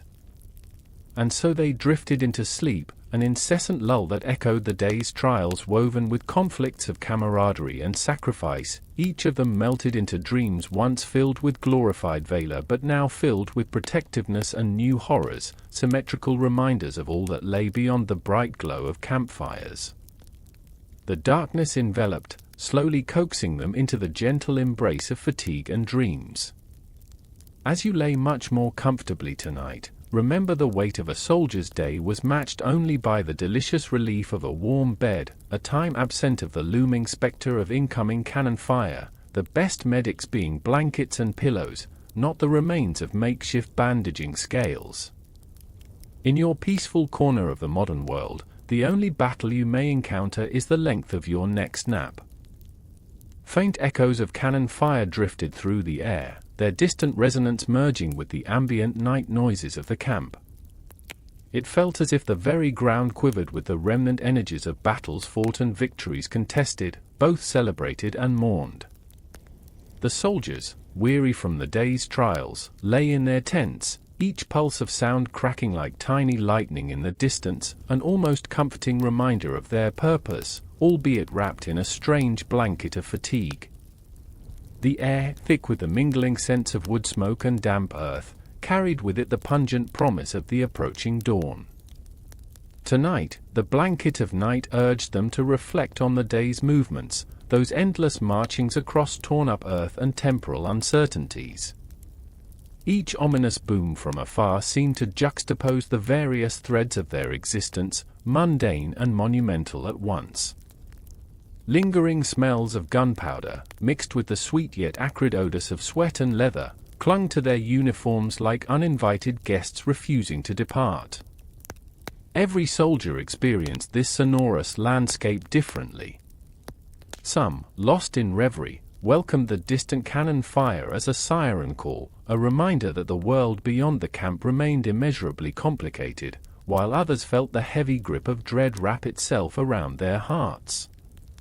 The muffled sounds brought forth memories, chasing after ghosts shaped by the fog of war, where the essence of fear twined itself through the very fabric of their being. "Shouldn't we be farther away from danger?" one soldier quipped, eliciting a few chuckles from his comrades, the humor cut with a sharp edge of truth. The uninvited specters of reality danced around them, testing the limits of their bravado. Every distant blast hinted at their potential involvement, forcing them to stare into the depths of an uncertain future, yet offering a peculiar sense of comfort. It was all strangely familiar yet unsettling at once. With their muskets still gripped in their weary hands, the soldiers settled into a rhythm, one of breathing, of quiet state recollection as they pondered the unyielding tension vibrating in the air. To fight or not to fight, today, tomorrow, or whenever the generals deemed it fit. The soft rustling of cloth against skin formed a natural symphony, punctuated by the occasional cough or grunt as they struggled to find a position comfortable enough to allow weary eyes to drift into sleep. In these fleeting moments, the balance of anticipation and exhaustion found residence among weary minds. They could feel the reverberation of yesterday's choices scratching at the surface of consciousness. Some wandered silently through memories, dissecting lost comrades, others chewed over hopes for the morrow promised by this strange pact they shared. Bodies lying side by side, one could almost sense the current uniting them, one flowing vein of resilience stubbornly pushing against despair. The whispers of night's breath were gilded with compassion, an eerie kind of camaraderie that thrived in the tender entanglement of their fates. Every sigh, every low-murmured words exchanged in the dark spun tales of bravery that bridged the gap between brave frontiersmen and those regressed to the ideas of domesticity. It seemed strangely romantic, treading that blurry line of life and death, an elaborate dance of despair, painted in tones of brotherhood. As weariness morphing into dreams beckoned, they were reminded of the comforts of the modern age.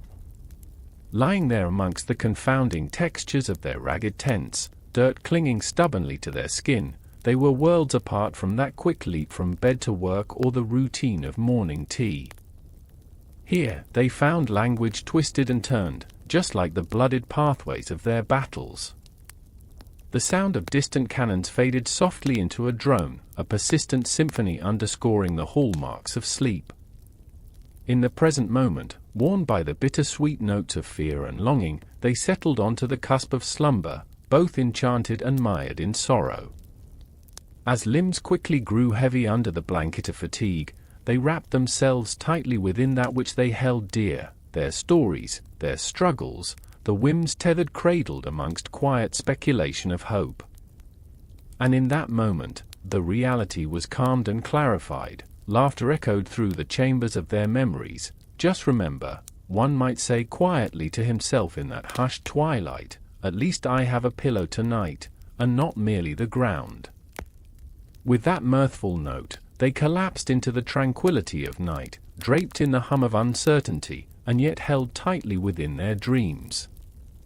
As night waned and the whispers of early morning crept through the seams of their consciousness, one might take a second to appreciate the absence of far-off battles.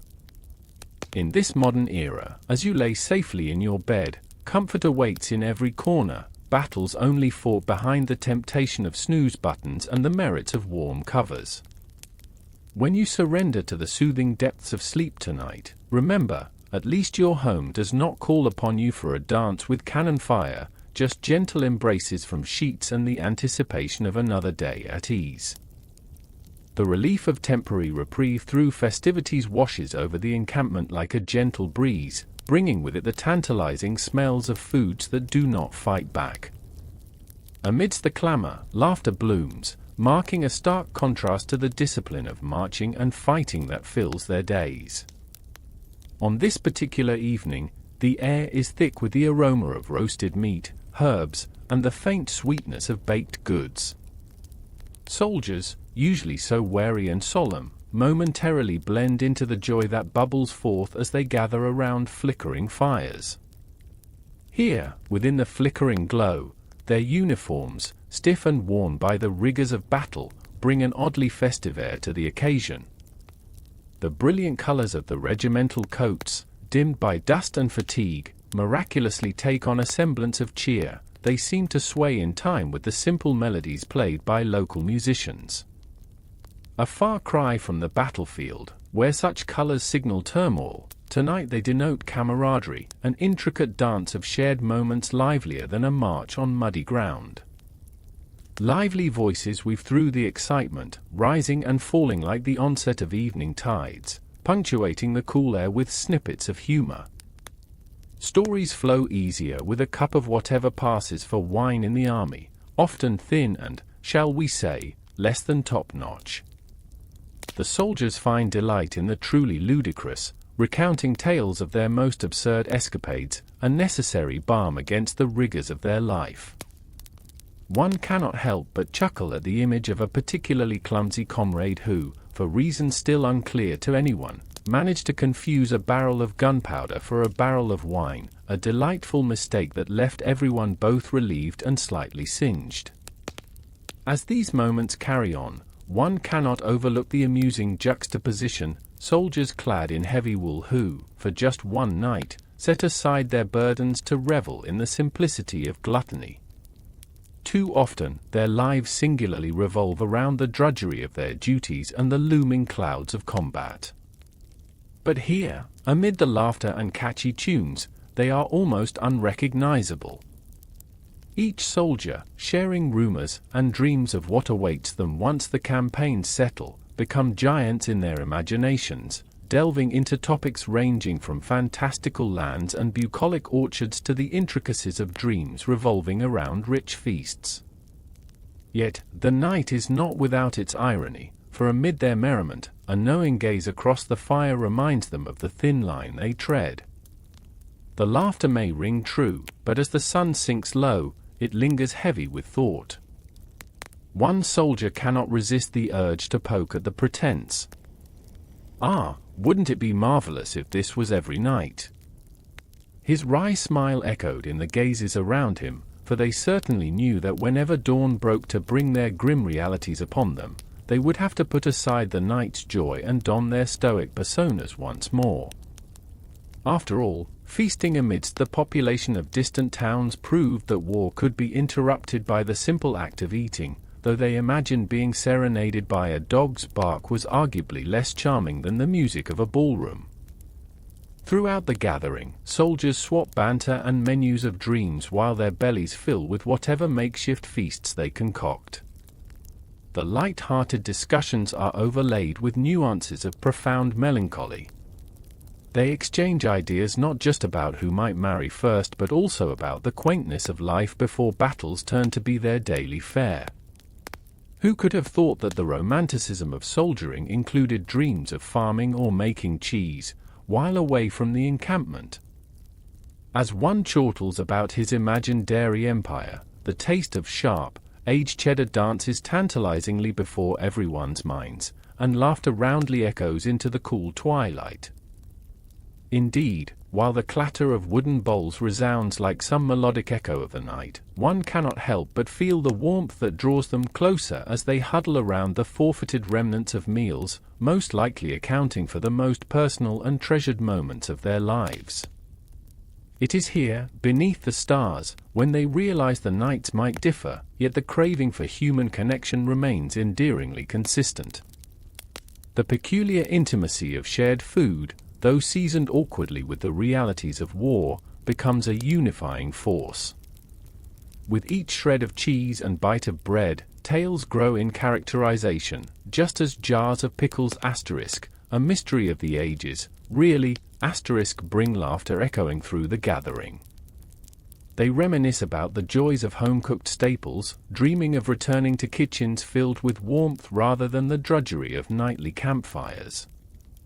Irony shimmers in the air, their festive endeavors, juxtaposed against the very real possibility of all tales unraveling, making the high spirits all the more poignant. A toast begins to take shape, innocent in its essence, perhaps fueled by the goodwill of camaraderie. They raise their cups high, clinking them together, setting aside the threats and fears that hang over them. To the day when we dine without dread, one shouts, earning a round of cheers through the thrumming pulse of their shared existence. As the evening deepens, the sharp notes of music blend with the gentle rustling of leaves and the soft sighs of faraway winds. This mystical night may hold the weight of countless tales, but for tonight, it draws them in with its quiet allure. It is a vivid reminder that beyond the blur of battle and the din of war, there lie joys yet unrevealed, joys seasoned precisely by the taste of simple, unpretentious life.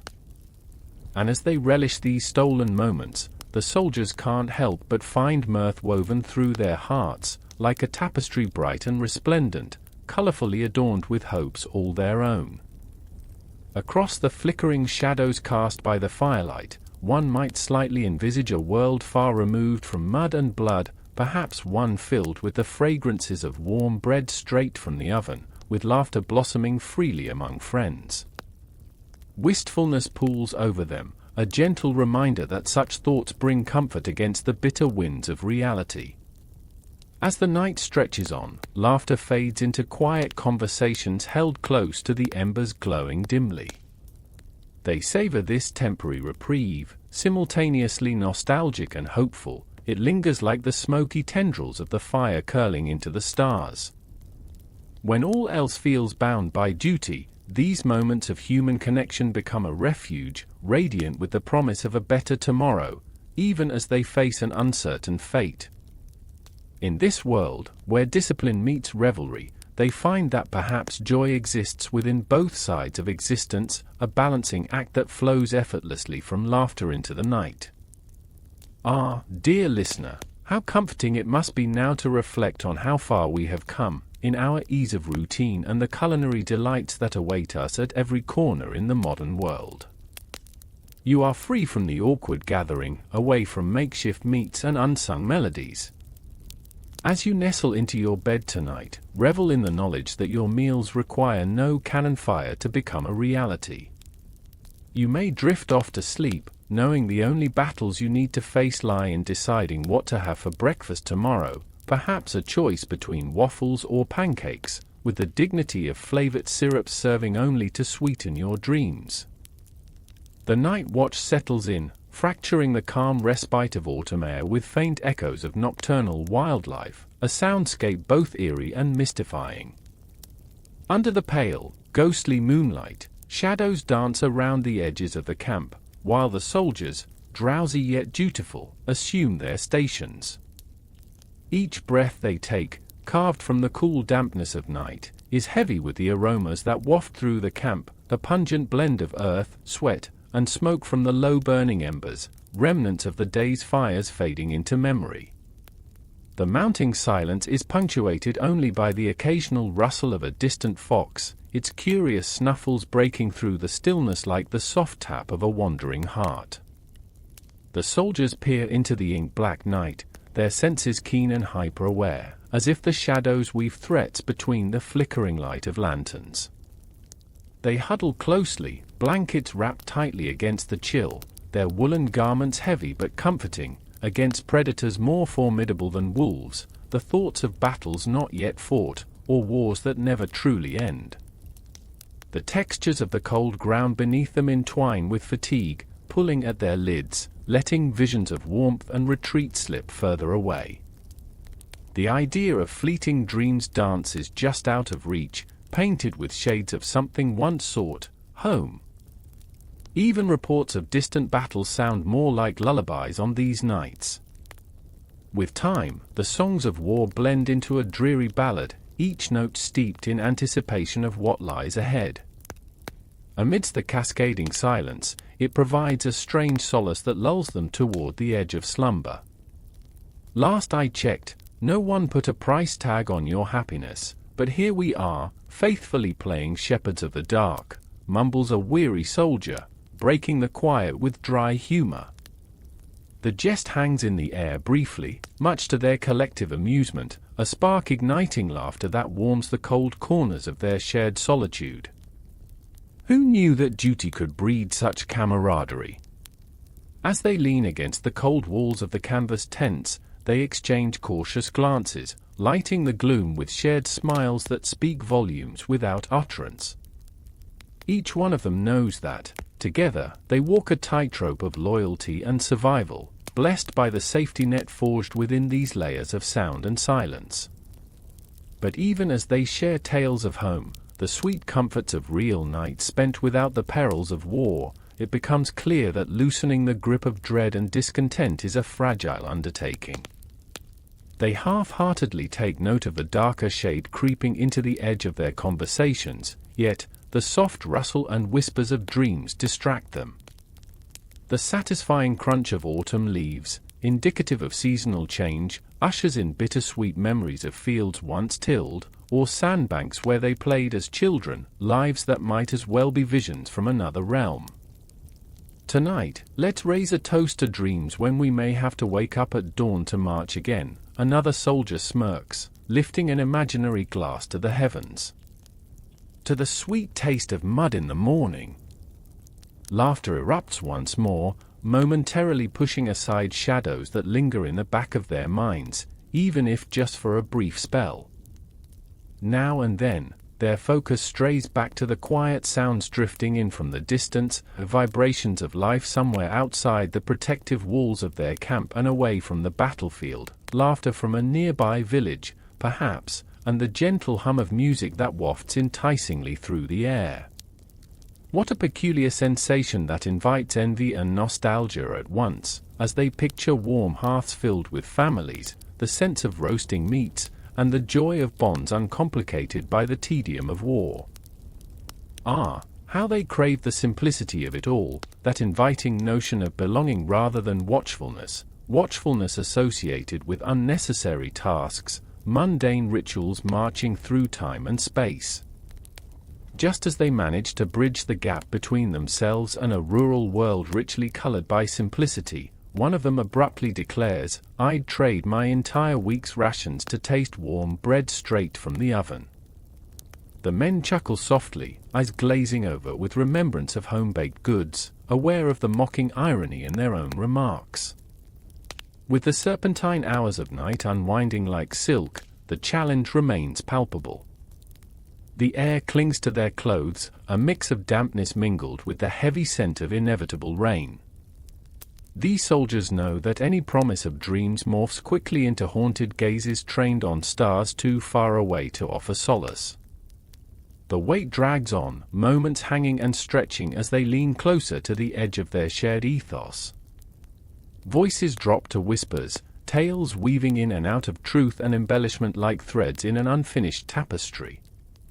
personal fears twist into a comforting familiarity, for they know that their experiences are not theirs alone. Each man beside them bears a piece of that weight.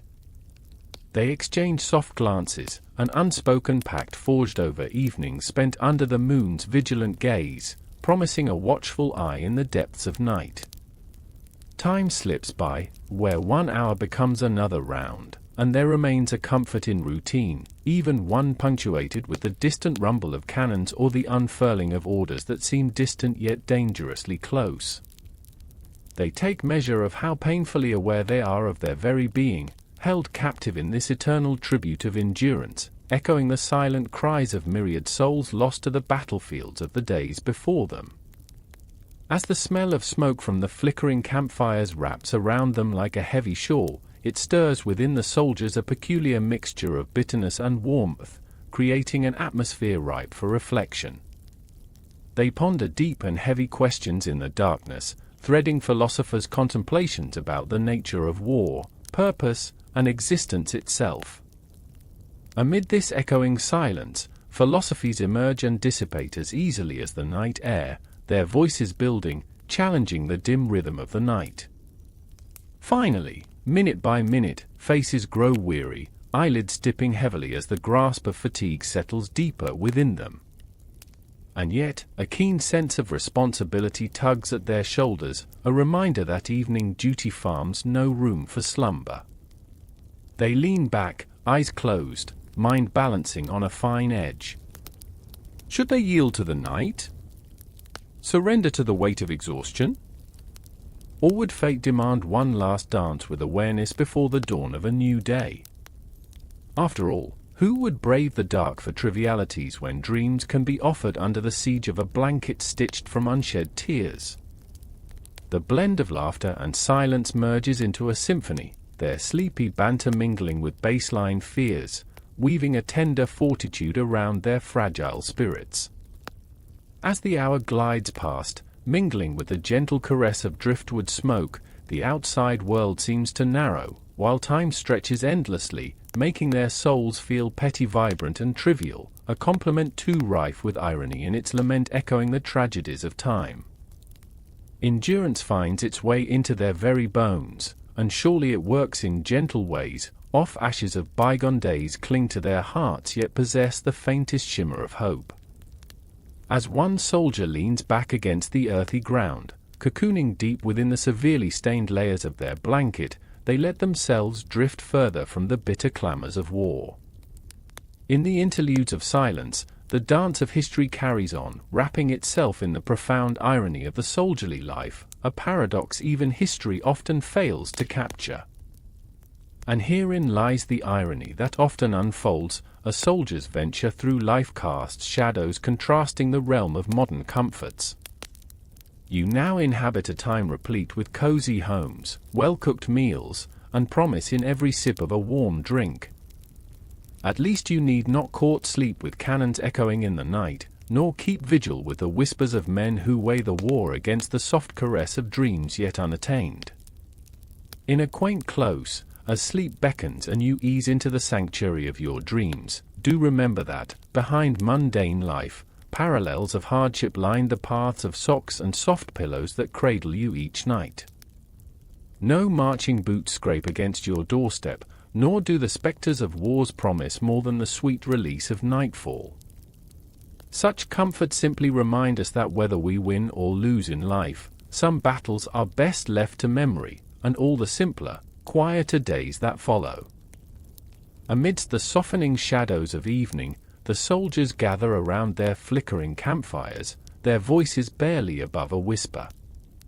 Here, in this sacred space, encircled by the night's cool embrace, they ponder the deeper questions of their existence. What is the true purpose of their struggles?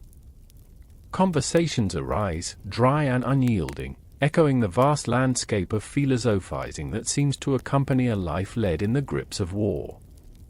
Each sentiment feels like a heavy stone thrown into the still pond of their thoughts, and they await the ripples of understanding that may follow. The air, thick with the pungent aroma of burning wood and damp earth, restricts their breath, not unlike the tightness in their chests when thinking of home, of lives lived without the shadow of conflict. The scent mingles with memories of better days, brightly contrasting the dark weight of their current reality. The faint odor of sweat lingers in the fabric of their uniforms, layered with the essence of fear and resolve, a perfume unmistakably tied to their shared calling, a calling they never fully embraced, yet seemed tethered to in every way. As the bright moon climbs lazily across the star-speckled canopy, the echoes of distant cannon fire faintly murmur at the edges of their consciousness. It paints an eerily charming picture of fate and folly, palming the soldiers' souls with anticipatory dread. Their laughter, mere flickers against the simmering tension, struggles to harmonize with the backdrop of impending conflict. A flicker here and there sparks a memory shared, stories of brothers in arms now lost to the irretrievable echoes of battle, leaving behind whispered dreams once spoken in soft, earnest tones. Such reflections meld seamlessly with the present, creating a canvas of shared experiences that vibrate against the chilling winds. "Do you think we'll ever sit under a proper roof again?" mutters one soldier to his comrades, his voice thick with weariness and irony. Another one chuckles, "I think my bed will be my greatest enemy." Too much warmth is nearly as deadly as gunpowder. The gentle rippling of humor, cloaked in the absurdity of their plight, flows through the group, pulling them ever so slightly closer to sanity's solace. Here, between the gusts of wind, the light-hearted banter serves as both a balm for their souls and a damning reminder of the trivialities they share over the grandeur of glorified conquest. As they engage in this small yet significant attempt at levity, the deepening twilight settles full upon the camp. It blankets them, much like their woolen coverings, offering warmth that staves off the chill of reality, the reality of their situation, recognized but often too painful to unearth. Shadows stretch and recede, collapsing under the weight of their stories, symbolizing among them the futility of war itself. How oftentimes has each soldier grappled internally with his share of grievances? It's a dance of vulnerability masked under bravado, intoxicating enough to inspire soliloquies among men who, by day, march with musket in hand and in the depths of night ponder the notions of existence. The mirthful moments gracefully shift into contemplative silence among these valiant souls, where await the unyielding reminder of their mortality, each heartbeat resonating with the drumming pulse of fate. They find themselves caught between puffs of laughter and sighs of surrender, straddling the precipice of hope and despair. A chorus of furtive glances exchanges between comrades as they wish silently to brush aside thoughts of loss and grief. Misery should be shared among enemies, not friends. Yet, the melancholy hums softly, always present, threading its own stories within the brave fabric of their existence, asking to be acknowledged, that perhaps the greatest battle could be within oneself. In those fleeting moments of collective reflection, they sip from cracked tin cups, trickling aggressive flavors of tree sap coffee, each take a reminder of resilience dulled by the mundanity of war.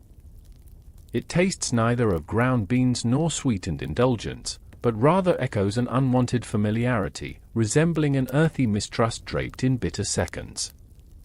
But there is solace to be found even in such unremarkable nuances, for it provides strength, and as the night endures, they lean into their shared strife, discovering comfort in union rather than solitude.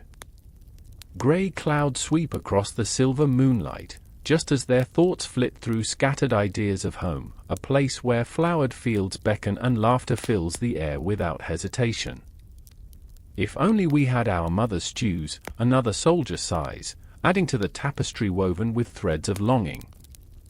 The silly dreams painted in their narratives curb the bitter edges of their reality, evoking smiles from the dusk's clutches. "And my mother could surely find a way to keep the rats out of her kitchen," one laughs, sparking more bursts of humor that flicker like fireflies against the darkness, underscoring the beauty that can be summoned from pain.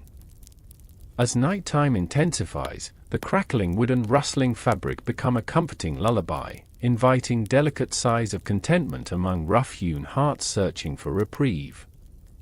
Yet beneath it all, lurking like a vague spectre, is the solemn understanding, not just of the wars fought against enemies on distant fields, but the ceaseless wars fought within personal confines.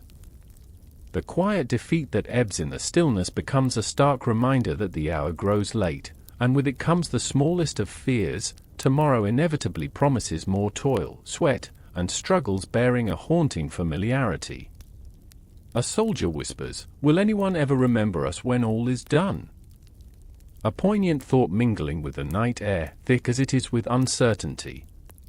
But such sentiments do not carry the weight of despair. They breathe life into the melancholy currents, reminding one and all of perseverance, the steadfastness of human spirit that solidifies over time.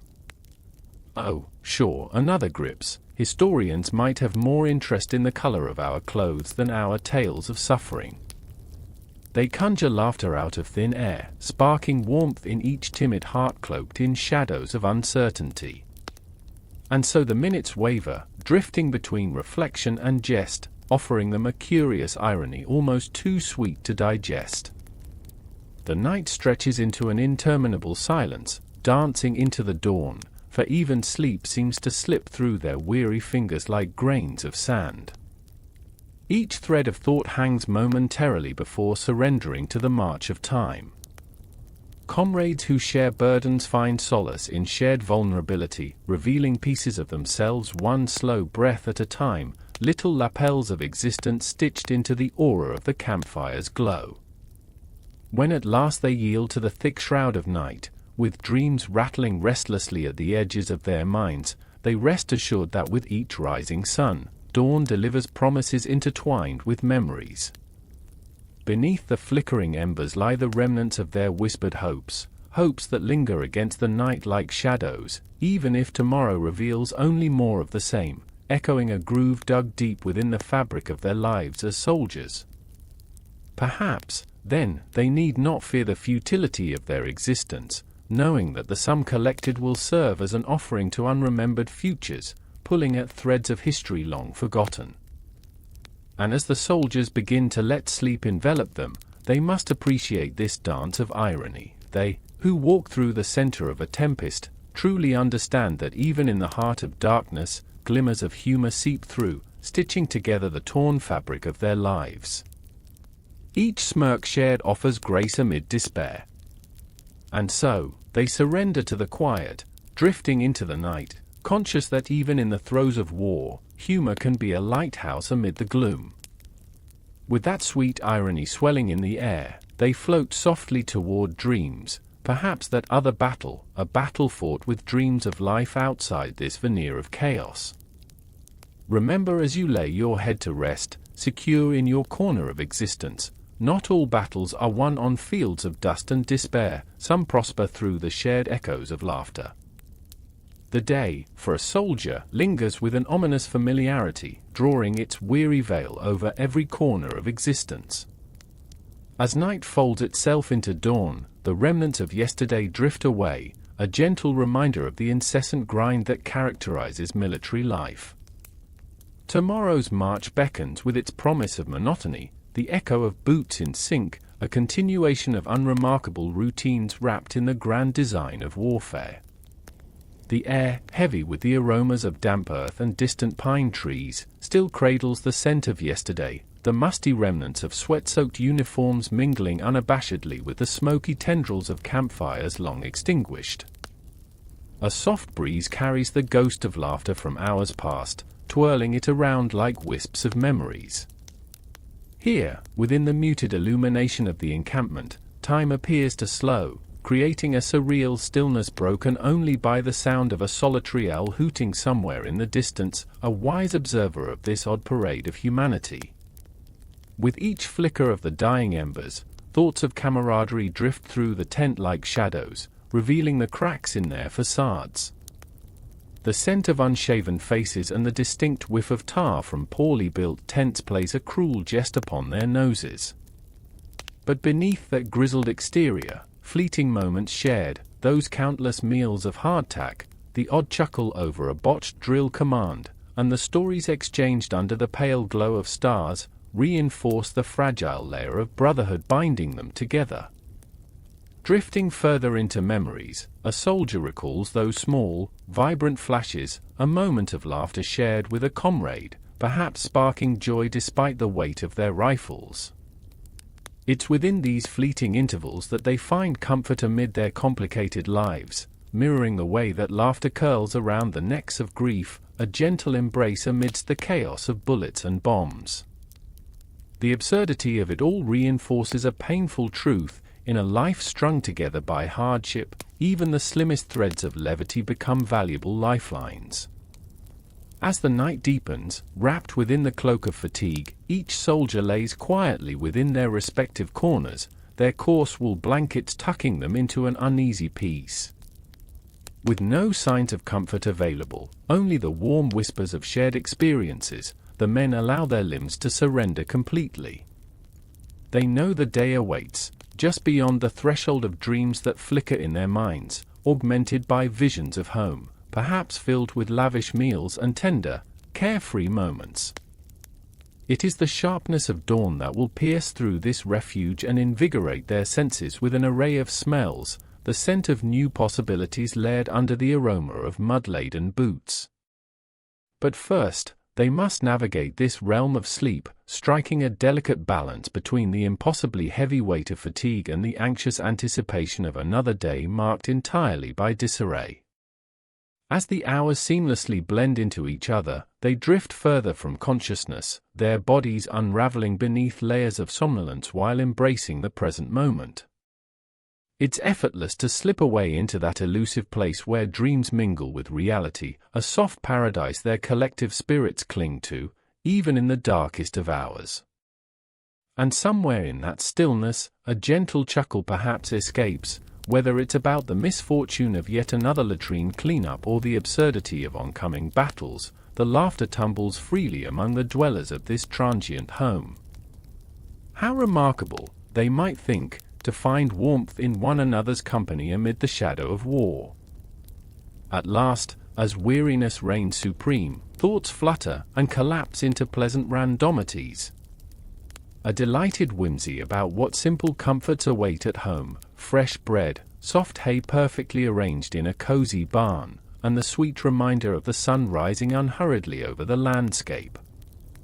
They find solace in extended fantasies of long-forgotten routines unmarred by the tumult of existence. Within this soothing melody of collective yearning, they fall deeper into that inescapable embrace of slumber, treading lightly upon the delicate threads of hope that cling to their whispering souls. In the murmur of their dreams, the journeys await, adventures crafted from the fabric of battles fought and lost, stitched together to become the colorful anecdotes that they hope will echo through the ages. With each passing night, every soldier's experience fashions not just the art of war but also the poignant narrative of humanity, embroidered so richly with threads of humor, warmth, and resilience. As they peacefully surrender to the depths of night, might it be worth pondering how each day blends into the next, echoing into history, not as mere soldiers but as the dreamers of a forgotten age. For wherever they find themselves in realms marked by turmoil, it gently reminds us all that laughter amid despair is perhaps the greatest gift of all. Thus, let the soft blanket of night bedew, cradling them in its calming embrace, allowing them to float serenely, dodging the harsh realities of life.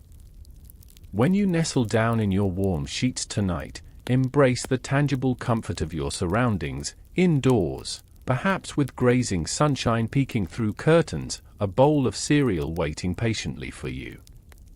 All things considered, you have quite the upper hand over a soldier's life in days long past. Embrace the delightful comforts of modernity, which so easily and beautifully dispel the haunting spectre of yesteryear's burdens, even as history continues to whisper from the shadows.